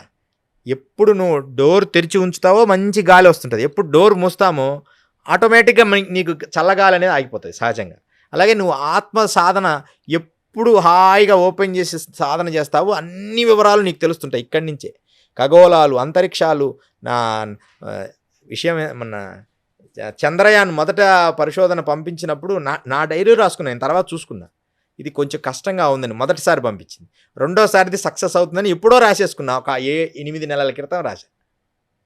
అంటే నేను నైట్ 11-12 వరకు అలా కళ్ళు మూసుకొని ఏదో ఒక పెద్ద ఒక యోగిలాగా సిద్ధపురుష తత్వంలో అలా నాకు థాట్స్ వచ్చినాయని నేను రాస్తుంటా. దాని విధానం ఏంది, ఖగోళమైంది, అంతరిక్షమైంది, వాటిల్లో ఎలా ఉంటాయి, ఎన్ని ఏలియన్స్ ఉన్నాయా లేవా, అంటే అన్ని విధానాలని నేను ఎప్పుడు నా బ్రెయిన్ స్వీకరిస్తూ ఉంటుంది. ఓకే, ఒక టెలిఫోన్ టవర్స్ లాగా వాటిని నేను రాస్తుంటాను అనమాట. కొన్ని మ్యాథ్స్ చేస్తుంటా, కెమిస్ట్రీలో కొన్ని ఈక్వేషన్స్ నాకు తెలియదు, అవన్నీ కెమిస్ట్రీ నాకు సబ్జెక్ట్ తెలియదు, కానీ కెమిస్ట్రీ విషయాలు కూడా ఈక్వేషన్స్ చేస్తుంటా. ఇవన్నీ ఒక యోగికే సాధ్యమవుతాయి. దానికి ఎంతోమంది యోగులు ప్రమాణాలు ఉన్నారు. ప్రణవానంద స్వామి ప్రణవానంద ఎంతోమంది జర్మనీ పోయి ఆ కాలంలోనే ఎన్నో పరిశోధనలు చేశాడు. సన్యాసి యోగి ఆయన. హిమాలయాలకు వెళ్ళి తపస్సు చేసి మళ్ళీ అక్కడికి వెళ్ళి అక్కడి నుంచి మళ్ళీ రిటర్న్ వచ్చారు ఆయన. ఆయనకు ఒక పెద్ద ఢిల్లీలో కూడా పెద్ద యూనివర్సిటీ ఇచ్చారు, ఆయన పెద్ద ప్లేస్ ఇచ్చారు. భారతదేశం మ్యాప్ డిజైన్ చేసింది కూడా వారే. 34 ఎన్నోసార్లు ఆయన మొత్తం భారతం మొత్తం ఆ హిమాలయాలన్నీ తిరిగి ఇలా డిజైన్ ఉండాలి భారత మ్యాప్ అని డిజైన్ చేసింది ఆ మహానుభావుడు. ఒక మ్యాప్ను సృష్టించారు. ఒక యోగికే సాధ్యమైంది. మరి మనుషులు వెళ్ళలేరంటే వెళ్ళలేరు. ఏ మార్గంలో కరెక్ట్గా మనం బార్డర్ వేయాలి అవన్నీ ఆయన డిజైన్ చేసింది. సో మళ్ళీ మీరు వెళ్తున్నారు అయితే, వెళ్ళేటప్పుడు మాత్రం చెప్పండి సిద్ధయోగి గారు. ఖచ్చితంగా డెఫినెట్గా నేనైతే వద్దాం అనుకున్నాను ఒకసారి, ఎప్పటి నుంచి అనుకుంటున్నాను. అది వాళ్ళు అనుకుంటేనే మనకు సాధ్యం అవుతుంది కాబట్టి డెఫినెట్గా వెళ్ళేటప్పుడు మాత్రం చెప్పండి. కానీ చాలా మంచి ఇన్ఫర్మేషన్ ఇచ్చారు ఈరోజు. మళ్ళీ పార్ట్ 2లో ఇంకొన్ని మంచి క్వశ్చన్స్తో మీరు చాలామందికి ఇంకా మంచి కాంటెంట్ ఇవ్వాలని, అంటే అవేర్నెస్ అనేది రావాలి. సో ఇవాళ ఏంటంటే సోషల్ మీడియా పెరిగిపోయిన తర్వాత అసలు నిజం ఎవరో అబద్ధం ఎవరో తెలియకుండా ప్రతి వాళ్ళు కూడా అంటే చెప్పేస్తూ ఉన్నారు. అసలుకి మీరు అన్నారు కదా, జనం ఏది 10 సార్లు విన్నదాన్ని నిజమే అనుకుంటారు. అంటే అవి కూడా ఫాలో అవుతున్నారు వాళ్ళు. ఆ ఫాలో అయ్యే క్రమంలో వీళ్ళ జీవితంలో చాలా మార్పులు, నష్టాలు, అంటే లాభాలు కూడా ఉండొచ్చు. రోషన్ గారు, మనం ఇంటర్వ్యూ చేస్తున్నా, లాభాలు కూడా ఉండొచ్చు, కానీ అది గమ్యాన్ని చేర్చలేదు. అది నేను అంటుంది. ఇక్కడ విషయం ఏంటంటే ఇలా ధ్యానం వీడు ధ్యానం చేసిండు సాధన, ఇలా ధ్యానం చేసుకోండి, ఇలాంటి ప్రక్రియ మీరు చేయండి అని చెప్పిన ఎదుటివాడికి పీస్ ఆఫ్ మైండ్ వస్తుంది. కానీ ఇది వాడికి గమ్యం లేదు. వీడికి గమ్యం లేని వాడు బోధించినప్పుడు అగమ్య గోచరం అవుతాడు. ముందుకు వెళ్ళిపోయినాక ఇట్లా వెనక్కి రాలేడు, అలా ముందుకు వెళ్ళలేడు. ఇలాంటి యువత ఎక్కువైపోయింది. అది ఏ స్థాయికి తీసుకుపోద్దో. ఏదైనా ప్రమాణపూర్వకంగా తను సాధన చేసిన వాడు అయి ఉండాలి. అవసరమైతే 2-3 సంవత్సరాలు టైం తీసుకో ఆయనతో ట్రావెల్ చేయడానికి. అప్పుడప్పుడు వెళ్తూ నువ్వు స్టడీ చేయి. అలా లేదు, ఒక మంచి ఇంటర్వ్యూ రాగానే ఈయన చాలా గొప్పవారండి అని చెప్పి అమ్మడే ఆయన ఫాలో అయిపోవడమే. వాటి వల్ల నష్టపోతారు. అవి మాటలకు అందని మరో ఊహ. మాట్లాడుకోవడానికి చాలా గొప్ప వ్యక్తిగా ఉంటాం ఎదురెదురుగా, కానీ చీకటి కోణానికి పోయేటప్పటికి ఎన్నో చెయ్యకూడని అకృత్యాలు ఉంటాయి ప్రతి మనిషిలో. అవి మానాలి మనం. అప్పుడు చెప్పడానికి ధైర్యంగా నేను యోగి, నేను కరెక్ట్గా విద్య నేర్పుతా, ప్రమాణపూర్వకంగా నేర్పుతా, సాధన చేసుకోండి.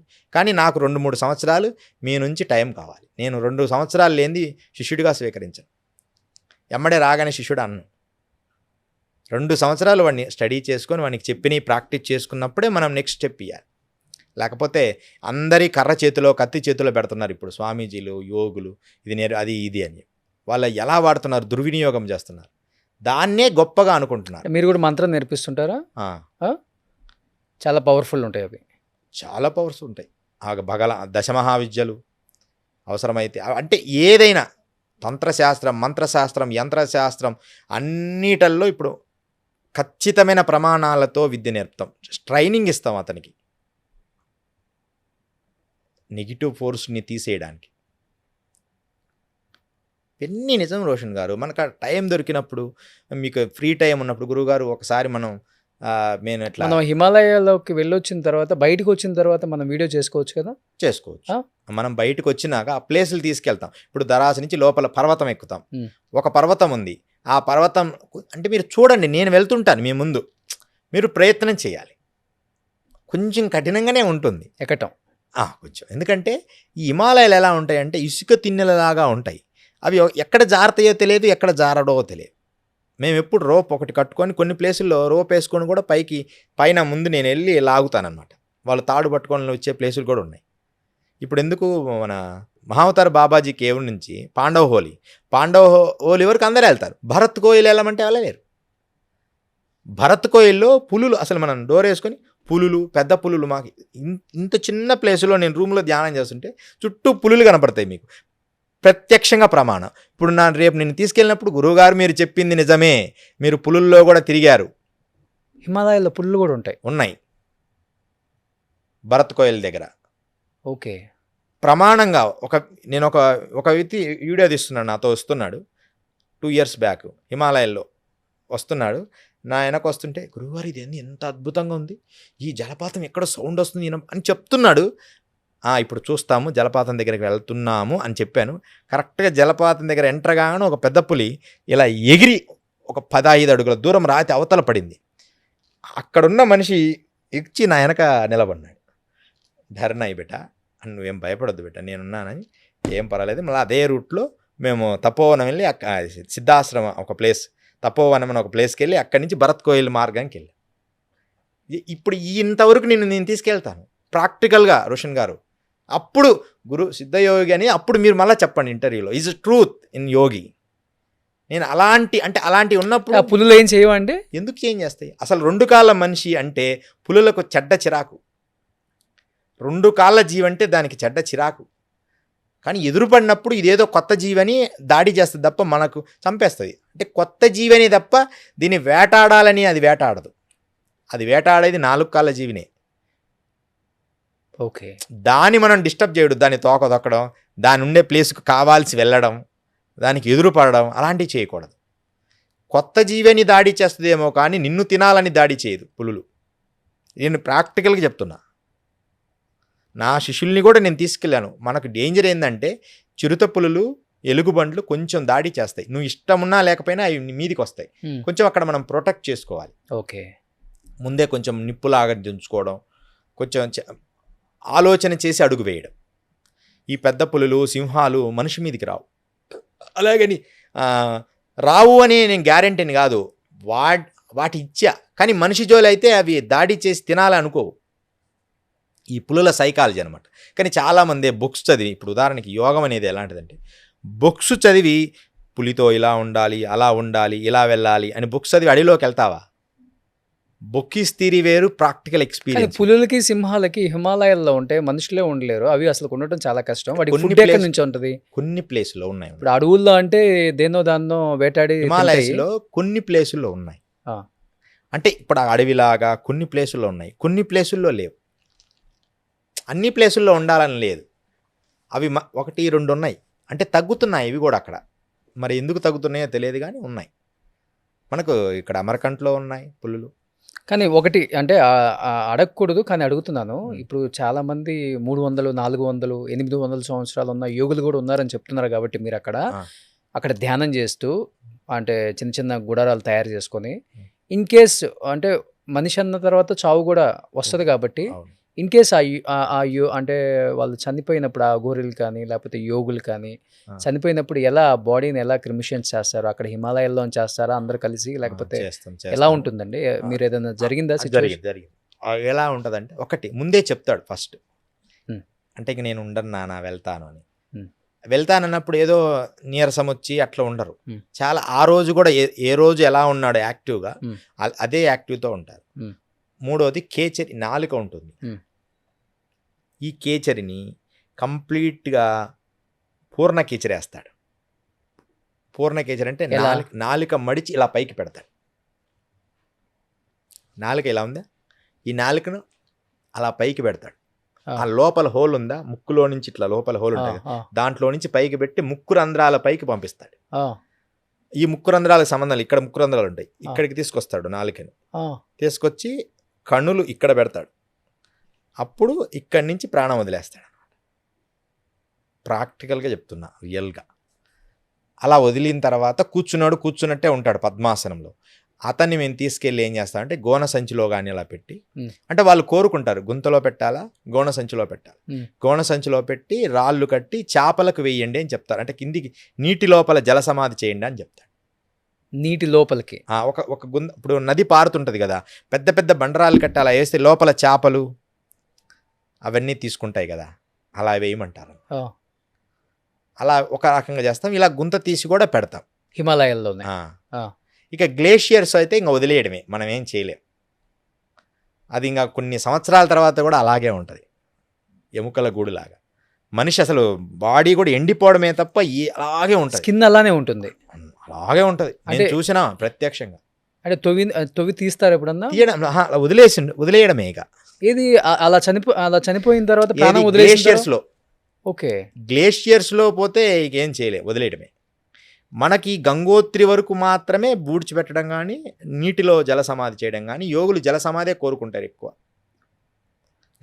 గంగాలో జల సమాధే కోరుకుంటారు. ఆల్మోస్ట్ నదిలో బూడ్చిపెట్టింది ఒక్కటే, ఎక్కువ నీళ్ళల్లో వదలడమే ఎక్కువ చేశారు.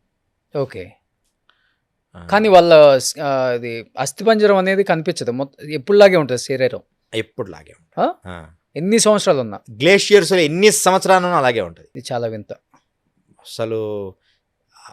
ఇవి కూడా అంటే ఎన్ని మనం చూడొచ్చు అంటున్నా. కొంచెం టైం ఇవ్వాలి, కొంచెం టైం ఇవ్వాలి. ఒక 6 months అన్నా టైం ఇవ్వాలి మీరు. అంటే మనం వెళ్ళగానే ఆ రోడ్డు పరస్తారు కదా కార్పెట్లో, మనం కొంచెం అన్నీ చూసుకొని జాగ్రత్తగా రోషన్ ఇలా వెళ్దాం, ఈ ప్లేస్లో ఇలా చూద్దాం, ఇక్కడ ఒకసారి చూద్దాం. అటు వెళ్ళినప్పుడు అనుకోకుండా సిద్ధపురుషులు కనపడవచ్చు, ఒకవేళ లేదు కాదు ఇట్లా వెళ్దాం. కానీ ప్రతిదీ మాత్రం నీకు వండర్గా అనిపిస్తుంది. ఎందుకు మీరు తపోవనము, ఇది భరత్ కోయిల వరకు అయితే నేను తీసుకెళ్తా, కొంచెం కష్టపడైనా నేను తీసుకెళ్తా. భరత్ కోయిల దగ్గర గురువుగారు మీరు చెప్పింది 100% నిజం. అసలు ఈ ప్రకృతిలోకి మీరు ఎలా వచ్చారు, ఈ ప్లేస్కు మీరు ఎలా రాగలిగారు అని మీరు ఖచ్చితంగా అంటారు అన్నమాట. మానవుడికి సాధ్యం కానిది ఏమీ లేదు. చాలా అద్భుతంగా ఉంటుంది హిమాలయం. డెఫినెట్గా నేను వస్తానండి సిద్ధయోగి గారు. అక్కడికి వెళ్ళొచ్చిన తర్వాత డెఫినెట్గా మళ్ళీ ఇంటర్వ్యూ చేద్దాం. మనం ఇంటర్వ్యూ చేయాలి. వెరీ సూన్ నేను మీతో వస్తాను. మీరు బయలుదేరేటప్పుడు నాకు ఒక్క కాల్ ఖచ్చితంగా మేము దాని రూట్ అంతా మీకు తెలియజేస్తాను. డెఫినెట్గా ముందు కేవికి అక్కడ అన్ని కొన్ని మనం చూసుకొని వద్దాం. డెఫినెట్గా సేఫ్ జోన్లో. డెఫినెట్గా అండి. జయ థ్యాంక్ యూ అండి. జయ గురుదత్త శ్రీమాత్రే నమః, శ్రీ గురు దత్తాత్రేయాయ నమః. సిద్ధయోగి గారి పాడ్కాస్ట్లో మేము ఒకటి చిన్నది మిస్ అయ్యాం అనమాట. నేను కిందకి రాగానే ఐడెంటిఫై చేసింది అంటే గురువు గారి ఆయన తలలో కొన్ని ఉంగరాలు, కొన్ని వజ్రాలు అవి ఇవి పెట్టున్నాయి. నేను అడిగితే ఆయన అన్నారు నర్మదా నదిలో స్నానానికి వెళ్ళినప్పుడు గురువు స్నానానికి వెళ్ళినప్పుడు దొరుకుతుంటాయి. ఒకసారి ఆ జుట్టు ఎన్ని సంవత్సరాల నుంచి అట్లా మీరు చిన్నప్పటి నుంచి? మొదటి జుట్టు చేపించాము, రెండవసారి ఇది. దాదాపు ఇది ఒక 20 సంవత్సరాల నుంచి ఓపెన్ చేయొచ్చు అండి అది. ఒకసారి మీరు చూడండి, ఇంతకుముందు కూడా ఒకసారి చూపించాము. ఇది ఏమైందంటే మొత్తం అట్టలాగా, ఒక చాటలాగా కిందికి ఇక్కడికి వచ్చింది.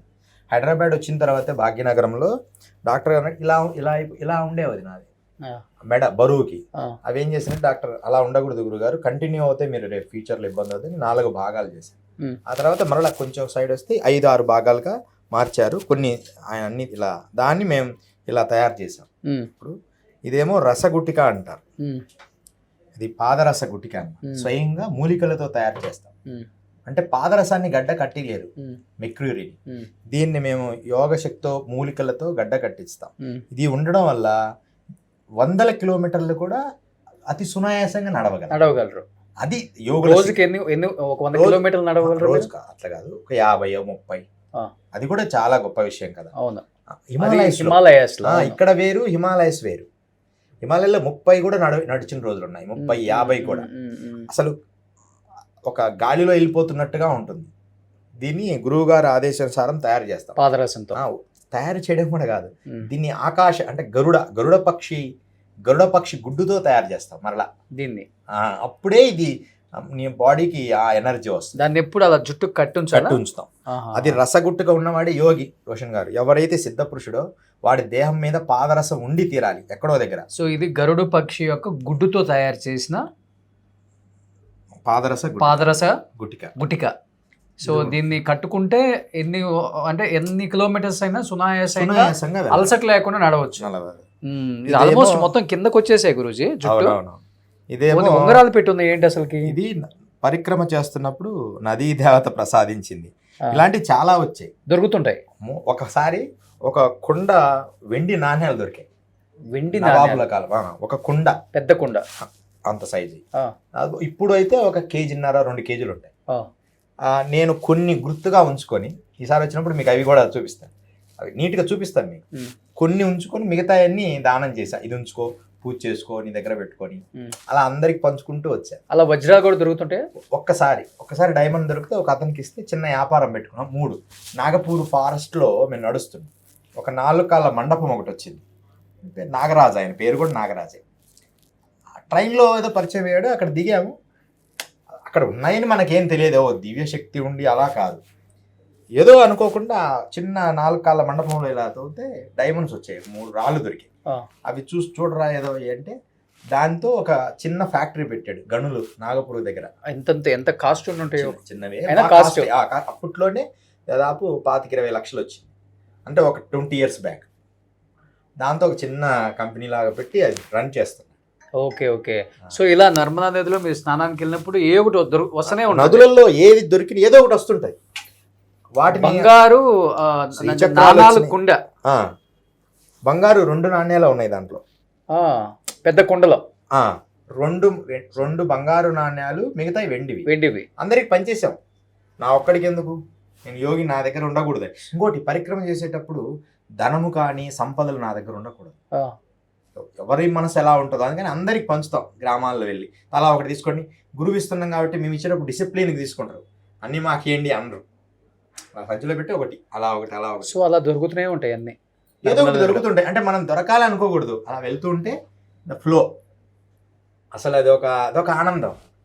దొరకాలని కోరిక లేదు, అలా వెళ్తుంటే అన్నీ దొరుకుతుంటాయి. మనం స్నానం చేసుకొని దండం పెట్టుకోవాలి. కొన్ని అసలు మనం ముట్టుకోకూడదు, మనసును ఇబ్బంది పెడతాయి. ఒకసారి ఏదో కంకణం దొరికింది, గోల్డ్ దొరికితే అది మన చేతికి ఉండడం అంత, అప్పుడు వీటి మీద వైరాగ్యం ఉంది. ఒక మార్వాడి వస్తే మహారాష్ట్ర అతనికి ఇచ్చా. అతని తర్వాత బియ్యం వ్యాపారం పెట్టి కోట్లు గడించాడు. ఆయనతో ఒకసారి యజ్ఞం చేయించాం, ఒక యజ్ఞం. ఎవరిది, మన మార్వాడితో ఆయన దగ్గర యజ్ఞం చేయించాం. ఆ యజ్ఞానికి ఆయన వచ్చిన భక్తుల కోసం పరుపులు గడిచాడు. పెద్ద యజ్ఞం అనమాట. ఉద్గీత అమృత పాశుపత సోమరుద్ర యాగమని అప్పట్లో కొంతమంది 20-30 మంది బ్రాహ్మణులు పిలిపించి అది చేయండి అని చెప్పారు. తిరుగులేని మహారాష్ట్రలో ఒక పెద్ద వ్యాపారస్తుడయ్యాడు. కానీ ఆయన దగ్గర నుంచి చిన్న పైసా కూడా తీసుకోలేదు, ఎందుకంటే అలాంటి డిసిప్లిన్గా ఉంటాను నా విషయం. సో ఎప్పుడు ఈ 2 మీ చేతిలో ఉంటాయి అంతేనా? ఎప్పుడు త్రిశూలం అండ్ ఇది త్రిశూలము ఒక పాజిటివ్, నెగిటివ్ ఎక్కడున్నా ఆ నెగిటివ్ని క్లీన్ చేస్తూ ఉంటాయి ఇవి. పూజలో పెట్టుంటాం కదా, ఇప్పుడు మనం ఎక్కడికో వెళ్తాం, ఎక్కడెక్కడో కూర్చుంటాం 100 మందిలో, ఆ పాజిటివ్ వైబ్రేషన్ పెంచుతూ ఉంటాయి. Super nice guruji, thank you so much. జయ గురు. సుమన్ టీవీలో మీ పర్సనల్ అండ్ బిజినెస్ ప్రమోషన్స్ కోసం కింది నెంబర్కి కాంటాక్ట్ చేయండి.